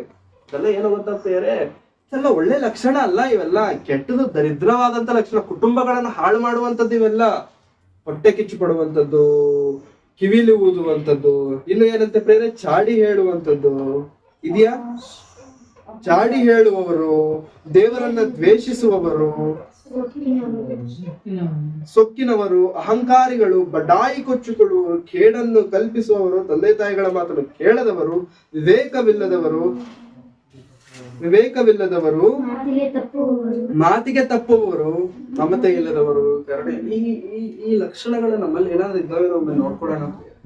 ಈ ಲಕ್ಷಣಗಳು ಒಂದು ವೇಳೆ ನಮ್ಮಲ್ಲಿ ಇದ್ದರೆ ಪ್ರಿಯರೇ, ಅದಕ್ಕೆ ಅರ್ಥ ಏನೋ ಗೊತ್ತಾ ಪ್ರಿಯರೇ, ದೇವರು ನಮ್ಮನ್ನು ದೇವರಿಂದ ದೂರ ಮಾಡಿ ನೀಚ ಸ್ವಭಾವಕ್ಕೆ, ಅನಿಷ್ಟ ಸ್ವಭಾವಕ್ಕೆ ದೇವರು ಒಪ್ಪಿಸ್ಕೊಟ್ಬಿಟ್ಟಿದ್ದಾರೆ. ನಿನಗೆ ಬೇಡ, ನಾನು ಪರಿಶುದ್ಧನಾಗಿರೋದ್ರಿಂದ ನೀವು ಏನಾಗಿರಿ? ಪರಿಶುದ್ಧರಾಗಿರಿ. ಇದು ಸತ್ಯ, ಇದು ನಿತ್ಯ. ನೀವು ನನ್ನ ಮಕ್ಕಳಾಗಿರೋದ್ರಿಂದ ನೀವು ನನ್ನ ಹಾಗೆ ಇರಬೇಕು. ಆದ್ರೆ ನನ್ನ ಹಾಗಿರಬೇಕಾಗಿರುವಂತ ನಿಮ್ಮಲ್ಲಿ ಏನಾಗಿದೆ ಅಂತಂದ್ರೆ, ಹೊಲಸು ಜಾಸ್ತಿ ಆಗಿದೆ, ಕೆಟ್ಟತನ ಜಾಸ್ತಿ ಆಗಿದೆ, ಮಲಿನವಾಗ್ಬಿಟ್ಟಿದ್ದೀರಾ, ನೀವು ಹಾಳಾಗ್ಬಿಟ್ಟಿದ್ದೀರಾ, ನಿಮ್ಮ ಆಲೋಚನೆಗಳು, ನಿಮ್ಮ ಬುದ್ಧಿ ಹಾಳಾಗ್ಬಿಟ್ಟಿದೆ. ಪ್ರಿಯರೇ, ದಯಮಾಡಿ ದೇವರಿಗೆ ಇಷ್ಟ ಇಲ್ಲದೆ ಇರುವಂತ ಕ್ರಿಯೆಗಳಲ್ಲಿ 21 ಲಕ್ಷಣಗಳು ದೇವರು ಈ ಪತ್ರಿಕೆಯಲ್ಲಿ ಬರೆದಿದ್ದಾರೆ. 21. ಈ 21ರಲ್ಲಿ ಒಂದು ನಮ್ಮ ಹತ್ರ ಇದ್ರೂ ಕೂಡ ದೇವರ ಹತ್ರ ಕೇಳೋಣ, ದೇವರೇ ನನ್ನನ್ನು ಕ್ಷಮಿಸು, ಇಂತಹ ಲಕ್ಷಣ ನನ್ನಲ್ಲಿದೆ.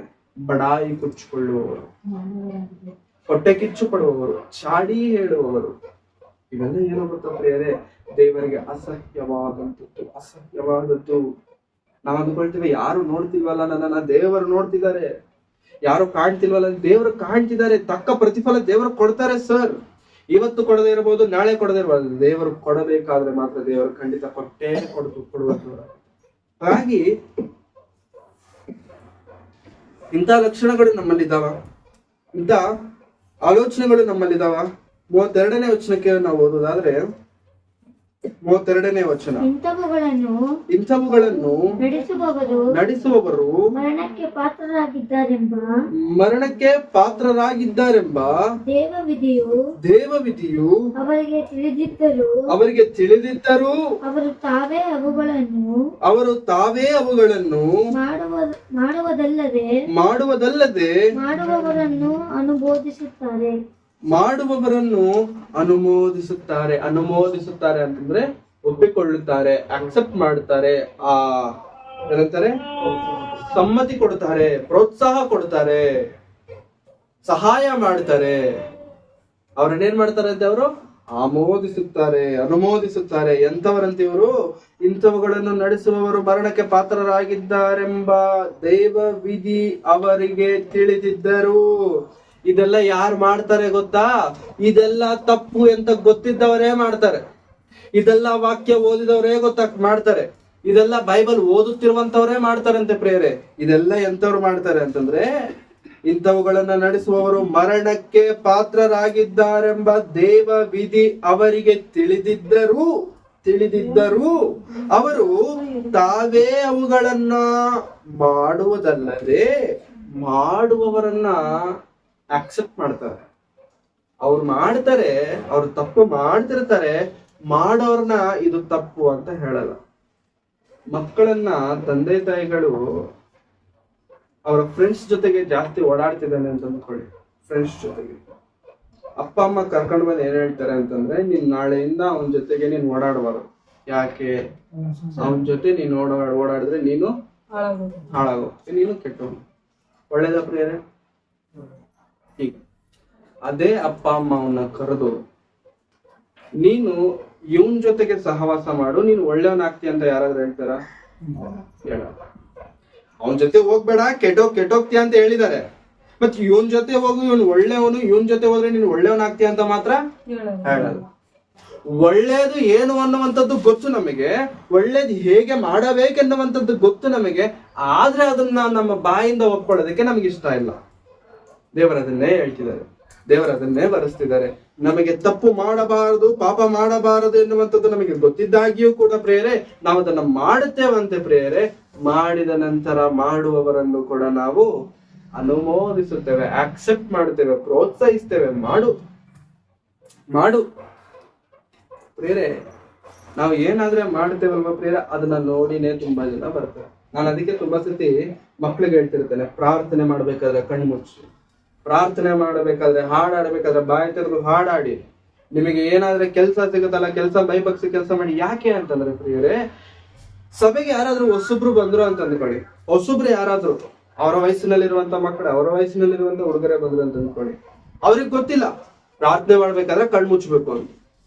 ಇವಾಗ ಅವ್ರ ಜೊತೆಗೆ ನಮ್ಮ ಮಕ್ಕಳನ್ನು ಕೂಡ ಕಣ್ತೆಕೊಂಡೇ ಇದ್ರು ಅಂತ ಅಂದ್ಕೊಳ್ಳಿ. ಇವ್ರಿಗೆ ಏನಾದ್ರು ವ್ಯತ್ಯಾಸ ಇರುತ್ತೋ? ಇಲ್ಲ. ಸೊ ಹಂಗಂದ್ರೆ ಪ್ರಾರ್ಥನೆ ಮಾಡ್ಬೇಕಾದ್ರೆ ಕಣ್ ತೆಕ್ಕೊಂಡಿರಬಾರ್ದು, ಇರ್ಬೋದು. ಇನ್ಮೇಲಿಂದ ಅವ್ರು ಕಣ್ಣು ಮುಚ್ಚಲ್ಲ. ಇವ್ರು ಕಣ್ಣು ಮುಚ್ಚಿದ್ದಾರೆ ಅಂತ ಅಂದ್ಕೊಳ್ಳಿ, ಅವ್ರು ನೋಡಿದ ತಕ್ಷಣ ಏನ್ ಅಂದ್ಕೊಳ್ತಾರೆ, ಓಕೆ ಎಲ್ಲಾರು ಕಣ್ಣು ಮುಚ್ಚಿದ್ದಾರೆ ಅಂತಂದ್ರೆ ಏನೀಗ ಪ್ರಾರ್ಥನೆ ಅಂದ ತಕ್ಷಣ ಕಣ್ಣು ಮುಚ್ಚಬೇಕು. ಹಾಡಾಡ್ಬೇಕಾದ್ರೆ ನಾವು ಸುಮ್ಮನೆ ಇದೀವಿ ಅಂತ ಅಂದ್ಕೊಳ್ಳಿ, ಮಾತು ಬರ್ದೇ ಇರೋರ್ ತರ ಅವರು ಸುಮ್ಮನೆ ಇರ್ತಾರೆ. ನನಗೆ ಹಾಡು ಬರೋರು ಅವರೇ ಆಡ್ತಿಲ್ಲ, ಹಾಡು ಬರ್ದಿರೋ ನಾನೇನ್ ಆಡ್ಲಿ? ಇನ್ನ ಹಾಡು ಬರೋರು ಅವರೇ ಆಡದೆ ಇದ್ದಬೇಕಾದ್ರೆ ನಾನ್ ಯಾಕೆ ಆಡ್ಲಿ? ಹಂಗಂತ ಹೇಳ್ಬಿಟ್ಟು ಅವ್ನಿನ್ ನಾಳೆ ಬೆಳಿಗ್ಗೆಯಿಂದ ಹಾಡು ಕಳ್ಸ್ಕೊಳ್ಳೋದಕ್ಕೂ ಕೂಡ ಅವ್ನು ಇಷ್ಟಪಡಲ್ಲ. ಅದಕ್ಕೆ ನಾನು ಹೇಳ್ತಿದ್ದೇನೆ, ಇದು ಸರಿ ಅಂತ ಗೊತ್ತಾದ ಮೇಲೆ ಅದನ್ನ ಮಾಡೋದಕ್ಕೆ ನಾವು ಪ್ರೋತ್ಸಾಹ ಹೊಂದಬೇಕೇ ಹೊರತು ಪ್ರಿಯರೇ, ತಪ್ಪನ್ನ ಮಾಡೋದಕ್ಕೆ ನಾವು ಎಷ್ಟು ಅಕ್ಸೆಪ್ಟ್ ಮಾಡ್ತೀವೋ, ಎಷ್ಟು ಅದನ್ನ ನಾವು ಪ್ರೋತ್ಸಾಹಿಸಿಕೊಂಡು ಹೋಗ್ತೇವೋ, ಸರಿಯಾದದ್ದನ್ನ ಮಾಡುವುದಕ್ಕೂ ಕೂಡ ಪ್ರಿಯರೇ ನಮ್ಮ ಜೀವನದಲ್ಲಿ ನಾವು ಪ್ರೋತ್ಸಾಹಿಸುವರಾಗಿರಬೇಕು. ಏಕೆಂತಂದ್ರೆ ಇದೆಲ್ಲವೂ ಏನೋ ಗೊತ್ತಾ ಪ್ರಿಯರೇ, ಪಾಪದಲ್ಲಿರುವಂತ ಲಕ್ಷಣಗಳು, ದ ಸಿಂಪ್ಟಮ್ಸ್ ಆಫ್ ಸಿನ್, ಪಾಪದ ಲಕ್ಷಣಗಳಿವೆಲ್ಲ. 21 ಕ್ಯಾರೆಕ್ಟರ್ಸ್ ಏನಿವು? ಎಲ್ಲಿಂದ ಬಂದ್ವು ಇವೆಲ್ಲ? ಪಾಪದಿಂದ ಹೊರಬಂದಂತವುಗಳು. ಅದೇ ಪುಸ್ತಕದ 6ನೇ ಅಧ್ಯಾಯದ ಕೊನೆಯ ವಚನಕ್ಕೆ ಬರೋಷ್ಟರಲ್ಲಿ ಪೌಲರವರು ಒಂದು ಒಳ್ಳೆ ಮಾತನ್ನ ಹೇಳ್ತಾರೆ. 6ನೇ ಅಧ್ಯಾಯ ಕೊನೆಯ ವಚನದಲ್ಲಿ, ರೋಮಪತ್ರಿಕೆ 6ನೇ ಅಧ್ಯಾಯ ಕೊನೆಯ ವಚನ, ಯಾಕೆಂದರೆ ಪಾಪವು ಕೊಡುವ ಸಂಬಳ ಮರಣ, ಪಾಪವು ಕೊಡುವ ಸಂಬಳ ದೇವರ ಉಚಿತಾರ್ಥವರೆಗೂ. ಪಾಪವು ಕೊಡುವ ಸಂಬಳ ಮರಣ, ದೇವರ ಉಚಿತಾರ್ಥವರವು ನಮ್ಮ ಕರ್ತನಾದ ಕ್ರಿಸ್ತ ಯೇಸುವಿನಲ್ಲಿರುವ ನಿತ್ಯ ಜೀವ. ಪಾಪವು ಕೊಡುವ ಸಂಬಳ ಏನಂತ ಪ್ರಿಯರೇ? ಮರಣ. ಸಂಬಳ ಅಂತಂದ್ರೆ ಸುಮ್ಮನೆ ಕೊಡ್ತಾರ ಸಂಬಳ? ಕಷ್ಟಪಟ್ರೇನೆ ಅಂತಾನೆ ಸಂಬಳ. ಪಾಪವು ಕೊಡುವ ಸಂಬಳ ಅಂತಂದ್ರೆ ಪಾಪ ಸಂಬಳ ಕೊಡ್ತಿದೆ ಅಂತಂದ್ರೆ ನಾವೇನ್ ಮಾಡಿದ್ದೇವೆ? ಪಾಪಕ್ಕೋಸ್ಕರ ಕಷ್ಟಪಟ್ಟಿದ್ದೇವೆ. ಎಷ್ಟು ದಿನ ಕಷ್ಟಪಟ್ಟಿದ್ದೇವೆ? ಒಂದಿನಾನ 2 ದಿನಾನ 1 ತಿಂಗಳ 2 ತಿಂಗಳು? ಎಷ್ಟು ದಿನಗಳ ಸಂಬಳ ಅದು ಅಂತಂದ್ರೆ, ದೇವರನ್ನು ಬಿಟ್ಟು ದೇವರಿಗೆ ವ್ಯತಿರೇಕವಾಗಿ ಬದುಕಿದಂತ ಪ್ರತಿ ಕ್ಷಣವೂ ಕೂಡ ಪ್ರಿಯರೇ ನಾವು ಕೆಲಸ ಮಾಡ್ತಿರ್ತೇವೆ. ಯಾರ ಅಂಡರಲ್ಲಿ? ಸೈತಾನನ ಅಂಡರಲ್ಲಿ. ಅವನ್ನೆಲ್ಲ ಲೆಕ್ಕ ಹಾಕ್ತಾನೆ. 1 ದಿನ 1 ಗಂಟೆ, ಹೌದಲ್ಲ ಪ್ರಿಯರೇ? ಬೆಳಿಗ್ಗೆ 9 ಗಂಟೆಗೆ ಹೋದವರು ಸಂಜೆ 5-6 ಗಂಟೆಗೆ ಮನೆಗೆ ಬರಬೇಕು. 2 ಅವರ್ ಜಾಸ್ತಿ ಮಾಡಿದ್ವಿ ಅಂತ ಅಂದ್ಕೊಳ್ಳಿ, ಆ 2 ಅವರ್ ದುಡ್ಡು ಲೆಕ್ಕ ಬರೀತಾರೆ ತಾನೆ ಓನರ್. ಲೆಕ್ಕ ಬರೋದು, ಅಮ್ಮ 2 ಅವರ್ಗೆ ಇಷ್ಟ ಆಗಿದೆ, ತಿಂಗಳಲ್ಲಿ ನೀನ್ ಇಷ್ಟ ಅವರ್ ಕೆಲಸ ಮಾಡಿದೆ, ಇಷ್ಟ ಅವರ್ಗೆ ಇಷ್ಟು ದುಡ್ಡಾಗಿದೆ, ತಗೋ, ಕೊಡ್ತಾರಲ್ಲ ಪ್ರಿಯರೇ. ಇದು ನ್ಯಾಯ. ಸೈತಾನನು ಕೂಡ ನ್ಯಾಯವಾಗಿಯೇ ಹೇಳ್ತಾನೆಲ್ಲ, ತಪ್ಪು ಲೆಕ್ಕ ಇರಲ್ಲ ಅವನ ಹತ್ರ. ಸೈತಾನನು ಕೂಡ ನ್ಯಾಯವಾಗಿಯೇ ಹೇಳ್ತಾನೆ. ಏನಂತಂದ್ರೆ ಸಂಬಳ ಕೊಡ್ತಾನಂತೆ. ಆ ಸಂಬಳ ಹೇಗೆ ಕೊಡ್ತಾನೆ ಅಂತಂದ್ರೆ, ದೇವರಿಗೆ ವ್ಯತಿರೇಕವಾಗಿ ನಾವು ಆಗ್ಲೇ 1ನೇ ಅಧ್ಯಾಯದಲ್ಲಿ ನೋಡಿರುವಂತ ಆ ಲಕ್ಷಣಗಳೆಲ್ಲ ನಾವು ತುಂಬಿಸ್ಕೊಂಡು ಬದುಕಿರ್ತೀವಲ್ಲ ಪ್ರಿಯರೇ, ಕಷ್ಟಪಟ್ಟಿರ್ತೀವಲ್ವಾ, ಆ ಕಷ್ಟಕ್ಕೆ ಸಂಬಳನೇ ಮರಣ, ಸಾವು, ಮರಣ ಪ್ರಿಯರೇ. ಪಾಪವು ಕೊಡುವ ಸಂಬಳ ಮರಣ. ಪಾಪವು ನಮ್ಮ ಜೀವನದಲ್ಲಿದ್ದರೆ ಒಳ್ಳೆಯದಲ್ಲ ಪ್ರಿಯರೇ. ಅದು ಪಾಪವು ನಮ್ಮ ಜೀವನದಲ್ಲಿದ್ದರೆ ಒಳ್ಳೆಯದಲ್ಲ. ಅದು ಎಷ್ಟೊತ್ತು ನಮ್ಮಲ್ಲಿರುತ್ತೋ ಅಷ್ಟು ಕೆಟ್ಟವರನ್ನಾಗಿ ನಮ್ಮನ್ನ ಮಾಡುತ್ತೆ. ಎಷ್ಟೊತ್ತು ನಮ್ಮಲ್ಲಿರುತ್ತೋ ಅಷ್ಟು ಮರಣಕ್ಕೆ ನಮ್ಮನ್ನ ಹತ್ತಿರ ಮಾಡುವಂತದ್ದಾಗಿದೆ. 2 ಸ್ನೇಹಿತರಿದ್ದಾರೆ, ಚಿಕ್ಕ ಉದಾಹರಣೆ. 2 ಸ್ನೇಹಿತರಿದ್ದಾರೆ. ಆ 2 ಸ್ನೇಹಿತರಲ್ಲಿ ಒಬ್ಬನ ಹತ್ರ ಪಿಸ್ತೂಲ್ ಇದೆ, ಗನ್, ಗೊತ್ತಲ್ಲ ಗನ್. ಈ ಗನ್ನನ ಸ್ನೇಹಿತ ಕೊಟ್ಟು ಹೇಳ್ತಾನೆ, ಹುಷಾರಾಗಿ ಎತ್ತಿಟ್ಕೋ, ಹುಷಾರಾಗಿ ಎತ್ತಿಟ್ಕೋ. ಒನ್ಸ್ ಟ್ರಿಗರ್ ನೀನ್ ಪ್ರೆಸ್ ಮಾಡಿದೆ ಅಂತಂದ್ರೆ ಬುಲೆಟ್ ಹೊರಗೆ ಬರುತ್ತೆ. ಬುಲೆಟ್ ಹೊರಗೆ ಬಂತು ಅಂತಂದ್ರೆ ಯಾರಿಗಾದ್ರೂ ಹೆಚ್ಚು ಕಡಿಮೆ ಆಗ್ಬೋದು. ಹುಷಾರಾಗಿ, ನನಗ್ ಗೊತ್ತು ಬಿಡು ಅಂತ ಹೇಳ್ಬಿಟ್ಟು ಅವನು ಪಿಸ್ತೂಲ್ ನ ತಗೊಂಡು ಜೇಬಲ್ಲಿ ಇಟ್ಕೊಳ್ತಿರ್ಬೇಕಾದ್ರೆ ಈ ಜೇಬಲ್ಲಿ ಇಟ್ಕೊಳ್ಳೋ ಗ್ಯಾಪ್ ಅಲ್ಲಿ ಟ್ರಿಗರ್ ಪ್ರೆಸ್ ಆಯ್ತು. ಜೇಬಲ್ಲಿ ಇಟ್ಕೊಳ್ಳೋ ಗ್ಯಾಪ್ ಅಲ್ಲಿ ಟ್ರಿಗರ್ ಪ್ರೆಸ್ ಆಯ್ತು. ಯಾರಾದ್ರೆ ಗಂಟ್ ತಂದ್ಕೊಟ್ನಲ್ಲ ಅವನಿಗೆ ಆ ಬುಲೆಟ್ ಹೋಯ್ತು, ಸತ್ತೋದ. ಬುಲೆಟ್ ಬಿತ್ತು, ಸತ್ತೋದ. ಇದನ್ನ ನೋಡಿ ಈ ಗನ್ ಜೇಬಲ್ಲಿ ಇಟ್ಕೊಳ್ತಿರುವಂತವ್ನು ಇನ್ನು ಶಾಕ್ ಅಲ್ಲಿ ಇದ್ದಾನೆ. ಏನ್ ನಡೀದೆ ಇನ್ನು ಗೊತ್ತಾಗದೇ ಇರುವಂತ ಸ್ಥಿತಿಯಲ್ಲಿ ಇರೋಷ್ಟರಲ್ಲಿ ಪೊಲೀಸರು ಬಂದ್ರು, ಕರ್ಕೊಂಡು ಹೋದ್ರು. ಪೊಲೀಸರು ಬಂದ್ರು, ಕರ್ಕೊಂಡು ಹೋದ್ರು, ಜೈಲಲ್ಲಿ ಇಟ್ಟಿದ್ದಾರೆ. ಮಾರನೇ ದಿನ ಕೋರ್ಟಿಗೆ ಕರ್ಕೊಂಡು ಹೋಗಿದ್ದಾರೆ. ಕೋರ್ಟಲ್ಲಿ ಜಡ್ಜ್ ಕೇಳ್ತಿದ್ದಾರೆ, ನೀನ್ ಸಾಯಿಸ್ತಾ ತುಂಬಾ ಪ್ರಶ್ನೆಗಳು ಕೇಳ್ತಾರಲ್ಲ ಪ್ರಿಯರೇ. ಇದೊಂದೇ ಪ್ರಶ್ನೆ ಕೇಳಲ್ಲ, ತುಂಬಾ ಪ್ರಶ್ನೆಗಳು ಕೇಳ್ತಾರೆ. ಎಲ್ಲಾ ಪ್ರಶ್ನೆಗಳಿಗೂ ಏನೂ ಉತ್ತರ ಕೊಡಕ್ಕಾಗದೆ ನನ್ನ ಸ್ನೇಹಿತನನ್ನ ನಾನೇ ನನ್ನ ಕೈಯಾರೆ ಸಾಯಿಸ್ಬಿಟ್ಟಿದ್ದೇನೆ ಅನ್ನುವಂತ ದುಃಖದಿಂದ ಕಣ್ಣೀರು ಸುರಿಸ್ಕೊಂಡು, ಜಡ್ಜ್ ಕಡೆ ತಲೆನೂ ಎತ್ತಿದ್ದೀರಾ, ತಲೆ ಬಗ್ಗಿಸ್ಕೊಂಡು ಕಣ್ಣೀರು ಸುರಿಸ್ತಾನೆ ಇದ್ದಾನೆ. ಒಂದಾದ್ರೂ ಒಂದು ಮಾತಾದ್ರೂ ಹೇಳಿಲ್ಲ ಜಡ್ಜ್ಗೆ, ನಾನ್ ತಪ್ಪು ಮಾಡಿಲ್ಲ ಅಂತ. ಯಾಕಂತಂದ್ರೆ ಹೇಳಲಿಕ್ಕೆ ಅವನಿಗೆ ಬಾಯಿ ಬರ್ತಿಲ್ಲ. ತಪ್ಪು ಮಾಡಿಲ್ಲ ಇವ್ರು, ಬೇಕಂತಂದ ಬೇಕು ಅಂತ ಸಾಯಿಸಿಲ್ಲ, ತಪ್ಪಾಗಿ. ಅವಾಗ ಆ ಜೈಲಲ್ಲಿರುವಂತ ಆ ಫ್ರೆಂಡ್ಗೆ ಇನ್ನೂ ತುಂಬಾ ಜನ ಫ್ರೆಂಡ್ಸ್ ಇದ್ರು. ಆ ಫ್ರೆಂಡ್ಸ್ ಎಲ್ಲರೂ ಹೋಗ್ಬಿಟ್ಟು ಜಡ್ಜ್ ಹತ್ರ ಮಾತಾಡೋರು. ಜಡ್ಜ್ರೆ, ಸಾಹೇಬ್ರೆ, ನಿಮಗೂ ಗೊತ್ತು ಅವ್ನು ಸಾಯಿಸಿಲ್ಲ, ನಿಮಗೂ ಗೊತ್ತು ಅವ್ನ್ ಬೇಕು ಅಂತ ಸಾಯಿಸಿಲ್ಲ ಅಂತ ನಿಮಗೂ ಗೊತ್ತು, ನನಗೂ ಗೊತ್ತು ಅವ್ನ್ ಸಾಯಿಸಿಲ್ಲ ಅಂತ. ಮತ್ತೆ ನನಗ್ ಗೊತ್ತಿರುವಂತ ವಿಷಯ ಅವ್ನ್ ಬಾಯ್ಬಿಟ್ಟು ಹೇಳಿದ್ರೆ ತಾನೆ, ಅವ್ನ್ ಬಾಯ್ಬಿಟ್ಟು ಅದನ್ನ ಆಕ್ಸೆಪ್ಟ್ ಮಾಡಿದ್ರೆ ತಾನೆ ನಾನು ಅವ್ನಿಗೆ ಏನಾದ್ರು ಮಾಡ್ಲಿಕ್ಕೆ ಆಗೋದು. ನನಗೂ ಗೊತ್ತು, ಹೌದು ಅವ್ನು ನಿಜವಾಗ್ಲೂ ಬೇಕು ಅಂತ ಅವನು ಶೂಟ್ ಮಾಡಿಲ್ಲ, ಬೇಕು ಅಂತ ತಪ್ಪು ಮಾಡಿಲ್ಲ. ಅವನು ಬಾಯ್ಬಿಟ್ಟು ಎಲ್ಲಾರ ಮುಂದೆ ಒಪ್ಪಿಕೊಂಡಾಗ ತಾನೆ ನಾನು ಅದನ್ನ ಅಧಿಕಾರ ಪೂರ್ವಕವಾಗಿ ಅದನ್ನ ಮನ್ನಾ ಮಾಡ್ಲಿಕ್ಕಾಗೋದು, ಫರ್ಗಿವ್ ಮಾಡ್ಲಿಕ್ಕಾಗೋದು.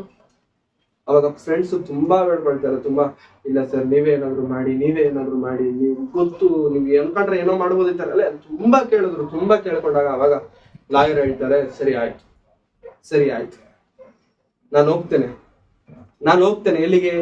ಜೈಲಿಗೆ ಹೋಗ್ತೇನೆ, ಅವನ ಹತ್ರ ಮಾತಾಡ್ತೇನೆ. ಅವನು ಒಪ್ಪಿಕೊಂಡ್ರೆ ಅಲ್ಲೇ ಅವನಿಗೆ ನಾನು ಬಿಡುಗಡೆ ಕೊಡ್ತೇನೆ, ಅಂತಂದ್ರೆ ಅಲ್ಲೇ ಅವನಿಗೆ ನಾನು ಬೇಲ್ ಕೊಡ್ತೇನೆ.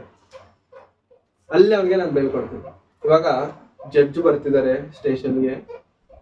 ಸ್ಟೇಷನ್ ಡೋರ್ ಓಪನ್ ಮಾಡ್ತಿದ್ದಾರೆ.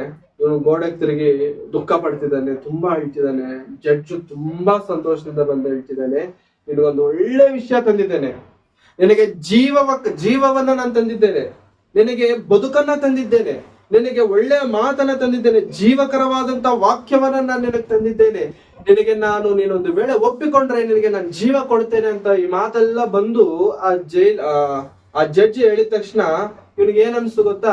ಯಾರೋ ಪಾಸ್ಟರ್ ಬಂದು ಈ ಮಾತು ಹೇಳ್ತಿದ್ದಾರೆ ಅಂತ ಅನ್ಕೊಂಡ.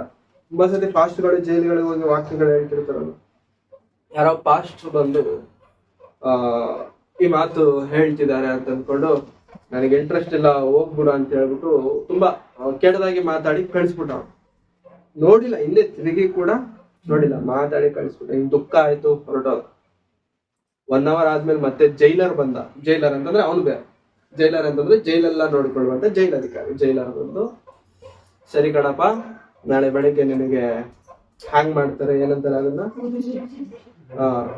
ನೇಣು ಹಾಕ್ತಾರೆ ನಿನಗೆ, ನೇಣೆ ಹಾಕ್ತಾರೆ ನಿನಗೆ. 4 ಗಂಟೆಗೆ ನಿನ್ನ ಸಾಯಿಸ್ತಾರೆ, 4 ಗಂಟೆ ಅಥವಾ 5 ಗಂಟೆಗೆ ನಿನಗೆ ಹಾಕ್ತಾರೆ, 3 ಗಂಟೆಗೆ ನನಗೆ ಸ್ನಾನ ಮಾಡಿಸ್ತಾರೆ. ಇಷ್ಟು ಗ್ಯಾಪ್ ಅಲ್ಲಿ ನಿನಗೆ ಏನ್ ಬೇಕೋ ಕೊನೆಯ ಆಸೆ ನಿನಗೇನಾದ್ರೂ ಇದ್ರೆ ಹೇಳ್ಬಿಡು, ನಾವು ಮಾಡ್ತೇವೆ ಅಂತ. ಅವನು ಏನು ಹೇಳ್ತಿಲ್ಲ. ಅವಾಗ ಜೈಲರ್ ಹೇಳ್ತಾನೆ, ನಿನಗೆ ಇನ್ನೇನ್ ಆಸೆ ಇರುತ್ತೆ ಬಿಡು, ನಿನಗ್ ಬಂದಿರುವಂತ ಅವಕಾಶವನ್ನೇ ನೀನ್ ಕಳ್ಕೊಂಡೆ, ಇನ್ನೇನ್ ಆಸೆ ಇರುತ್ತೆ ನಿನಗೆ, ಇನ್ನೇನ್ ಸತ್ತೋಗು ನಾಳೆ ಬೆಳಿಗ್ಗೆಗೆ. ನಿನ್ ಆಸೆ ಕೇಳಿದ್ರು ಒಂದೇ, ಕೇಳದೆ ಇದ್ರು ಒಂದೇ ಅಂತಂದ್ರೆ ಇವ್ನಿಗೆ ಅರ್ಥ ಆಗಿಲ್ಲ. ಏನ್ ಕಳ್ಕೊಂಡೆ ಇವ್ನಿಗೆ ಅರ್ಥ ಆಗಿಲ್ಲ. ಏನಾಯ್ತು ಅಂತ ಕೇಳಿದ್ರೆ ಅವಾಗ ಅವನು ಹೇಳ್ತಾನೆ, ಆಗ್ಲೇ ನಿನ್ನ ಹತ್ರ ಬಂದಿದ್ ಯಾರು ಅಂತಂದ್ರೆ, ಯಾರೋ ಬಂದ್ರು ಹೇಳಿದ್ರು, ಅದಕ್ಕೆ ನಾನು ಬೈದ್ಬಿಟ್ಟು ಕಳಿಸ್ಬಿಟ್ಟೆ ಅಂತಂದ್ರೆ, ನಿನ್ನ ಹತ್ರ ಬಂದು ಮಾತಾಡಿದ್ ಯಾರೋ ಗೊತ್ತಾ? ಜಡ್ಜ್. ಯಾಕೆ ಬಂದ್ರು ಅಂತಂದ್ರೆ ನಿನಗೆ ಬಿಡುಗಡೆ ಕೊಡೋದಕ್ಕೆ, ನಿನಗೆ ಜೀವ ಕೊಡೋದಕ್ಕೆ, ನಿನಗೆ ಬೇಲ್ ಕೊಡೋದಕ್ಕೆ, ನಿನಗೆ ಅವಕಾಶ ಕೊಡೋದಕ್ಕೆ, ನಿನಗೆ ಬದುಕು ಕೊಡೋದಕ್ಕೆ ಅವ್ರು ಬಂದ್ರೆ ನೀನ್ ಅವ್ರನ್ನ ಸ್ವೀಕರಿಸ್ಬಿಟ್ಟು ಬೇಡ ಅಂತ ಕಳಿಸ್ತಾನೆ. ರೋಧಿಸ್ತಾನೆ. ಅಯ್ಯೋ, ನನ್ನ ಬಳಿಗೆ ಬಂದಂತ ಅವ್ರನ್ನ ನಾನು ಬೈದನ, ಅವ್ರನ್ನ ನಾನು ಕಳಿಸ್ಬಿಟ್ನ. ಅವಾಗ ಅವ್ರು ಹೇಳ್ತಾನೆ, ನನಗೆ ಹೆಂಗಾದ್ರೂ ನಾನು ಸತ್ತೋಗ್ತೇನೆ, ಪೇಪರ್ ಅಲ್ಲಿ ನಾನು ಫೋಟೋ ಹಾಕ್ಸಿ. ಯಾಕೋ ಸತ್ ಮೇಲೆ ನಿನ್ ಫೋಟೋ ಯಾರು ನೋಡಿ ಏನು ಉದ್ಧಾರ ಆಗ್ಬೇಕಂದ್ರೆ ಅಲ್ಲ, ಫೋಟೋ ಹಾಕ್ಸ್ಬಿಟ್ಟು ಕೆಳಗಡೆ ಏನಂತ ಬರ್ಸಿ ಗೊತ್ತಾ, ನಾನ್ ಸಾಯ್ತಿರುವಂತದ್ದು ನಾನ್ ಮಾಡಿರುವಂತ ತಪ್ಪಿಂದ ಅಲ್ಲ, ನಾನ್ ಸಾಯ್ತಿರುವಂತದ್ದು ನನ್ನ ಮೇಲಿರುವಂತ ಕೇಸಿಂದ ಅಲ್ಲ, ನನ್ನ ಬಳಿಗೆ ಕ್ಷಮಾಪಣೆ ಬಂದಾಗ್ಯೂ, ನನ್ನ ಬಳಿಗೆ ಪಶ್ಚಾತ್ತಾಪ ಬಂದಾಗ್ಯೂ, ನನ್ನ ಬಳಿಗೆ ಜೀವ ಬಂದಾಗ್ಯೂ, ನನ್ನ ಬಳಿಗೆ ಏನಂತಾರೆ ಅವಕಾಶ ಬಂದಾಗ್ಯೂ ಅದನ್ನ ಉಪಯೋಗಿಸಿಕೊಳ್ಳದೇ ಇರೋದ್ರಿಂದ ನಾನು ಇವತ್ತು ಸಾಯ್ತಿದ್ದೇನೆ ಅಂತ. ಅರ್ಥ ಆಯ್ತಾ? ಅದನ್ನ ಯೂಸ್ ಮಾಡಿಕೊಳ್ಳದೇ ಇರೋದ್ರಿಂದ ನಾನು ಸಾಯ್ತಿದ್ದೇನೆ ಅಂತ ಪ್ರಿಯರೇ. ಆ ಜಡ್ಜಿ ಯಾರೋ ಗೊತ್ತಾ ಪ್ರಿಯರೇ? ಯೇಸು ಕ್ರಿಸ್ತರವರು.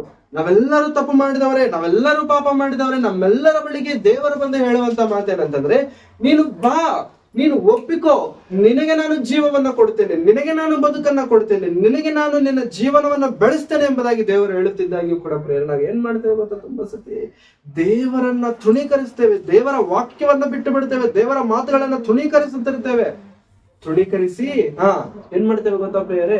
ನಮ್ಮ ಬಳಿಗೆ ಬಂದಂತ ಜೀವವನ್ನ ನಮ್ಮ ಕೈಯಾರೆ ನಾವು ನಾಶ ಮಾಡ್ತೀವಿ. ಪ್ರಿಯರೇ, ದೇವರ ವಾಕ್ಯ ನಮ್ಮ ಬಳಿಗೆ ಬರುತ್ತಿದೆ ಅಂತಂದ್ರೆ ಅದಕ್ಕೆ ಕಾರಣವೇನೋ ಗೊತ್ತಾ ಪ್ರಿಯರೇ? ದೇವರು ನಮಗೆ ಇನ್ನು ಬದುಕನ್ನ ಕೊಡೋದಕ್ಕೆ ಇಷ್ಟಪಡ್ತಿದ್ದಾರೆ, ಅವಕಾಶವನ್ನ ಕೊಡೋದಕ್ಕೆ ಇಷ್ಟಪಡ್ತಿದ್ದಾರೆ.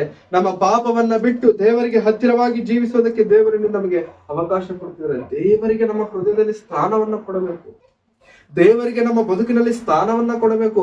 ನಮ್ಮ ಜೀವನದಲ್ಲಿ ನಾವು ದೇವರಿಗೆ ಅವಕಾಶವನ್ನ ಕೊಡದೆ ಹೋದರೆ ಪ್ರಿಯರೇ, ಜೀವನವು ವ್ಯರ್ಥವಾಗುವಂತದ್ದಾಗಿದೆ. ಬೇರೆ ಈ ಮಾತುಗಳನ್ನ ಹೃದಯದಲ್ಲಿ ಇಟ್ಟುಕೊಳ್ಳಬೇಕಾದಂತ ಮಾತು. ದೇವರ ಮಾತುಗಳು ನಮ್ಮ ಕಿವಿಗಳಿಗೆ ಬೀಳುತ್ತಿದ್ದಾವೆ ಅಂತಂದ್ರೆ ಸುಮ್ಮನೆ ಅಲ್ಲ ಬೇರೆ. ಆ ಮಾತುಗಳು ನಮ್ಮನ್ನು ಬೆಳಗಿಸುವಂತ ಮಾತುಗಳು, ಜೀವವನ್ನ ಕೊಡುವಂತ ಮಾತುಗಳು. ತುಂಬಾ ಜನ ದೇವರ ಬಳಿಗೆ ಬಂದು ಯಾಕೆ ಮತ್ತೆ ದೇವರಿಂದ ದೂರ ಆಗ್ತಿದ್ದಾರೆ ಅಂತಂದ್ರೆ ಪ್ರಿಯರೇ, ಅವರಲ್ಲಿ ದೇವರ ವಾಕ್ಯ ಬಿತ್ತಲ್ಪಡಲಿಲ್ಲ, ಅವರಲ್ಲಿ ದೇವರ ವಾಕ್ಯ ಸ್ಥಿರವಾಗಿ ನೆಡಲ್ಪಡಲಿಲ್ಲ. ಅದಕ್ಕೆ ಎಷ್ಟೇ ವಾಕ್ಯ ಹೇಳಿದರೂ ಕೂಡ ಅವರಿಗೆ ಅದು ಹೃದಯದೊಳಗಡೆ ಹೋಗ್ತಿಲ್ಲ. ಮತ್ತೆ ಹಿಂಜರಿತಿದ್ದಾರೆ, ಮತ್ತೆ ಪಾಪ ಮಾಡ್ತಿದ್ದಾರೆ, ಮತ್ತೆ ದ್ರೋಹಗಳನ್ನು ಮಾಡ್ತಿದ್ದಾರೆ, ಮತ್ತೆ ಯಾವ ತಪ್ಪಿಂದ ಆದ್ರೆ ದೇವರವರನ್ನ ರಕ್ಷಿಸಿದಾರೋ ಮತ್ತೆ ಅದೇ ತಪ್ಪುಗಳನ್ನ ಮಾಡ್ತಿರ್ತಾರೆ. ಯಾಕೆ ಅಂತಂದ್ರೆ ದೇವರ ಬಳಿಗೆ ಸರಿಯಾಗಿ ಬಂದು ಕುಳಿತುಕೊಳ್ಳುವ ಸ್ಥಿತಿಗಳಲ್ಲಿ ಅವರಿಲ್ಲ. ದೇವರ ಬಳಿಗೆ ಸರಿಯಾಗಿ ಬಂದು ಕುಳಿತುಕೊಳ್ಳುವ ಸ್ಥಿತಿ. ದೇವರು ನಮಗೆ ಒಳ್ಳೆ ಕೈಕಾಲುಗಳಿಗೆ ಶಕ್ತಿ ಕೊಟ್ಟಿದ್ದಾರೆ. ಏನಾದ್ರು ನಮ್ಗೆ ಏನಾದ್ರು ಲೋಪಗಳನ್ನ ಕೊಟ್ಟಿದಾರ? ಇಲ್ಲ. ಒಳ್ಳೆ ಶಕ್ತಿ, ಒಳ್ಳೆ ಆರೋಗ್ಯ ಕೊಟ್ಟಿದ್ದಾರೆ. 1-2 ಅವರ್ ಇಲ್ಲಿ ಕೂತ್ಕೊಂಡು ಒಳ್ಳೆ ದೇವರ ಮಾತುಗಳನ್ನ ಕೇಳೋದಕ್ಕೆ ನಮಗೆ ಆಗಲ್ಲ. ನಿಮ್ಗೆ ಭಾರ ಆಗ್ಬಿಡುತ್ತೆ. ನಮಗೆ ಏನೇನೋ ನಡೀತಿರ್ತವೆ ನಮಗೆ ಒಳಗಡೆ.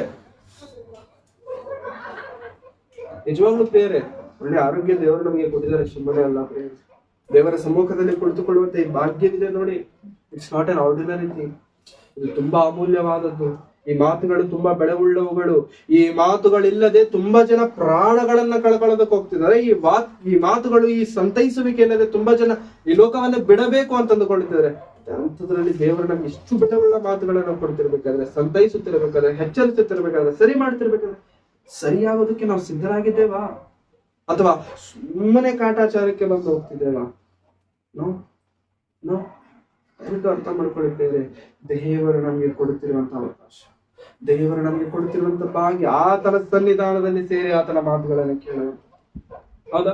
ನಿಜವಾಗ್ಲೂ ಪ್ರಿಯರೇ, ಕಾರಣಗಳು ಏನಾದ್ರೂ ಕೊಡಬಹುದು, ಏನಾದ್ರೂ ಕಾರಣಗಳನ್ನ ಕೊಡಬಹುದು. ತುಂಬಾ ಜನ ಹೇಳ್ತಾರೆ ಯಾಕೆ ಚರ್ಚೆಗೆ ಬಂದಿಲ್ಲ ಅಂತಂದ್ರೆ ಕಾರಣ, ರೀಸನ್. ಏನ್ ರೀಸನ್? ಆ ರೀಸನ್ ಹೇಳಿದ್ರು ಕೂಡ ನಗು ಬರುತ್ತೆ ಅಂತ ರೀಸನ್ಗಳು ಹೇಳಿದ್ರು ಕೂಡ ನಗು ಬರುವಂತ ರೀಸನ್. ಅಣ್ಣವರಲ್ಲಿ ಕೂತಿದ್ದಾರೆ.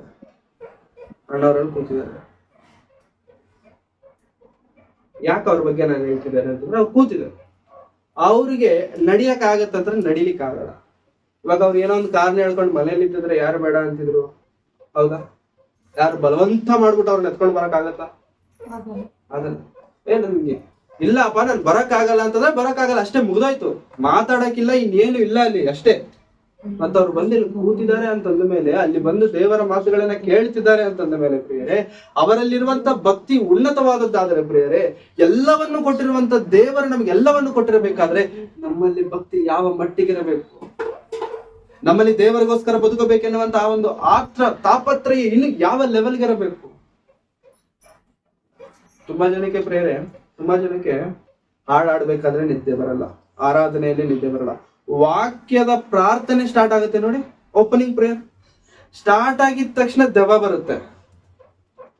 ದೆವ್ವ ಬಂದ್ಬಿಟ್ಟು ಮಕ್ಕಳನ್ನ ಚಿಕ್ಕ ವಯಸ್ಸಲ್ಲಿ ಅಮ್ಮ ಹಾಡಾಡ್ಬಿಟ್ಟು ಮಲಗಿಸುತ್ತಲ್ಲ, ಜೋ ಜೋ ಜೋ ಅಂತ ಹಾಡಾಡು. ಹಿಂಗೆ ದೆವ್ವ ಪ್ರಾರ್ಥನೆ ಸ್ಟಾರ್ಟ್ ಆಗ್ತಿದೆ, ಕಣ್ಣು ಮುಚ್ಚಿಮಾಡಿ ಪ್ರಾರ್ಥನೆ ಮಾಡೋಣ ಅಂತ ಅವ್ನು ಅವತ್ ಕಣ್ ಮುಚ್ಚಿದ್ದೆ, ಇನ್ ಅವಾಗ ಕಣ್ಮುಚ್ತಾನ ಅಷ್ಟೇ, ಇನ್ ಕಣ್ ತೆಗಿಯಕ್ ಅವ್ನು ಕಷ್ಟ ಆಗ್ತಿರುತ್ತೆ.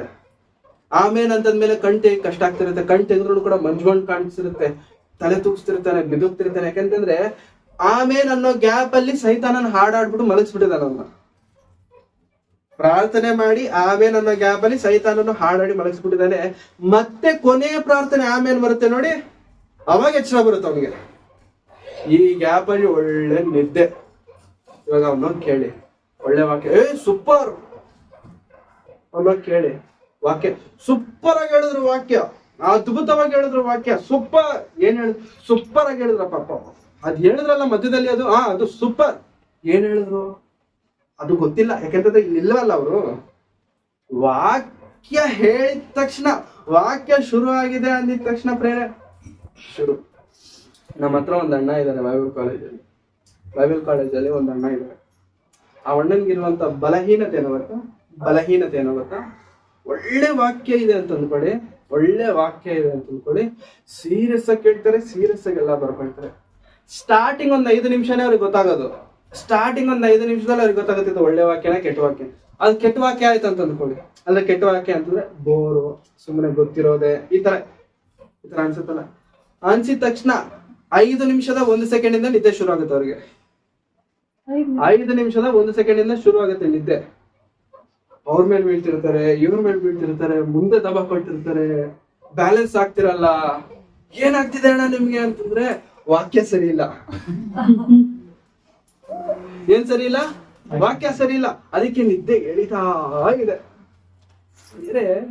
ಏನೋ ಗೊತ್ತಾ ಪ್ರಿಯರೇ, ವಾಕ್ಯವನ್ನ ಕೇಳದೆ ಇರೋದಕ್ಕೆ ದೇವರು ನಮಗೆ ಮಾಡುವಂತ ಟ್ರಿಕ್ ಶುರು ಮಾಡ್ತಾರೆ ವಾಕ್ಯಕ್ಕೆ.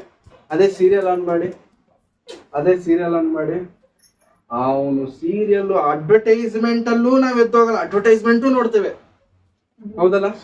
ಅಡ್ವರ್ಟೈಸ್ಮೆಂಟು ನೋಡ್ತೇವೆ. ಯಾಕೆಂತಂದ್ರೆ ಯಾವಾಗ ಅದು ಬರುತ್ತೋ ಗೊತ್ತಿಲ್ಲ, ಬಂದಿದ ತಕ್ಷಣ ನಾನು ಮಿಸ್ ಆಗಬಾರ್ದು ಅದನ್ನ. ಕ್ರೈಸ್ತರೇ, ಲೋಕದಲ್ಲಿರುವವುಗಳಿಗೆ ಅಷ್ಟೊಂದು ಆಸಕ್ತಿ, ಅಷ್ಟೊಂದು ಇಂಟ್ರೆಸ್ಟ್ ತೋರಿಸ್ತಿರ್ಬೇಕಾದ್ರೆ ದೇವರಿಗೆ ಅಷ್ಟೊಂದು ಆಸಕ್ತಿ, ದೇವರಿಗೆ ಅಷ್ಟೊಂದು ಇಂಟ್ರೆಸ್ಟ್ ತೋರಿಸ್ತಿದ್ದೇವೆ. ತುಂಬಾ ಜನ ಫೋನ್ ನೋಡ್ತಿರ್ತಾರೆ. ಯಾವ ಲೆವೆಲ್ಗೆ ನೋಡ್ತಾರೆ ಅಂತಂದ್ರೆ ಮುಳುಗೋಗಿರ್ತಾರೆ. ಅದ್ರಲ್ಲಿ ಮುಳುಗೋಗಿದ್ದ ಕರೀರಿ, ಅವ್ರನ್ನ ತಿರುಗು ನೋಡಲ್ಲ. ಅವಾಗ ಶಿವ ನೋಡ್ತಿರ್ತಾನೆ ಹಿಂಗೆ, ತಿರುಗೋದೇ ಇಲ್ಲ. 5-6 ಸತಿ ಕರೀರಿ, ತಿರುಗೋದೇ ಇಲ್ಲ.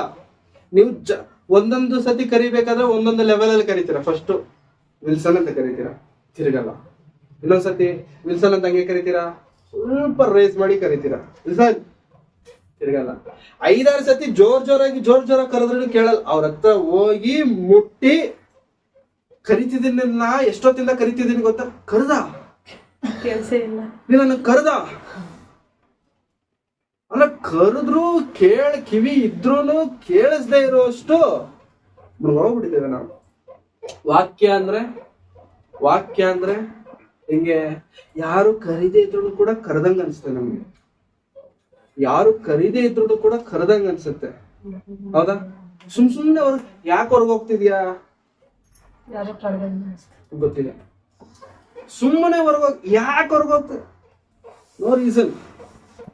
ಯಾಕೆಂತಂದ್ರೆ ಚಿಕ್ಕ ವಯಸ್ಸಲ್ಲಿ ರಜನಿಕಾಂತ್ ಒಂದು ಮೂವಿ ಬಂದಿತ್ತು, ಏನದು ಚಂದ್ರಮುಖಿ. ಅದ್ರಲ್ಲಿ ಒಂದು ಹಾಡು ಫೇಮಸ್, ಏನದು? ರಾರಾ ರಾರಾ ಅಂತ ಹಾಡು ಫೇಮಸ್. ಈ ದೆವ್ವ ಏನ್ ಮಾಡ್ತಿರುತ್ತೆ ಅಂತಂದ್ರೆ ಪ್ರೇರೆ, ನೀನ್ ಒಳಗ್ ಕೂತಿರ್ತೀಯ ಆದ್ರೆ ಸೌಂಡ್ ಹೊರಗಿಂದ ಬರುತ್ತಿರುತ್ತೆ. ಒಳಗಿರುವಂತ ವಾಕ್ಯದ ಸೌಂಡ್ ನಮಗೆ ಕೇಳಿಸಲ್ಲ, ಹೊರಗಿರುವಂತ ಸೈತಾನ ಸೌಂಡ್. ಅವಾಗ ಅವನಿಗೆ ನಾವು ವಶೀಕರಣ ಆಗ್ಬಿಡ್ತೇವೆ. ವಶೀಕರಣ ಅಂತಂದ್ರೆ ಅವನೆಲ್ಲ ಕಂಟ್ರೋಲ್ ಮಾಡ್ತಿರ್ತಾನೆ ನಮ್ಮನ್ನ.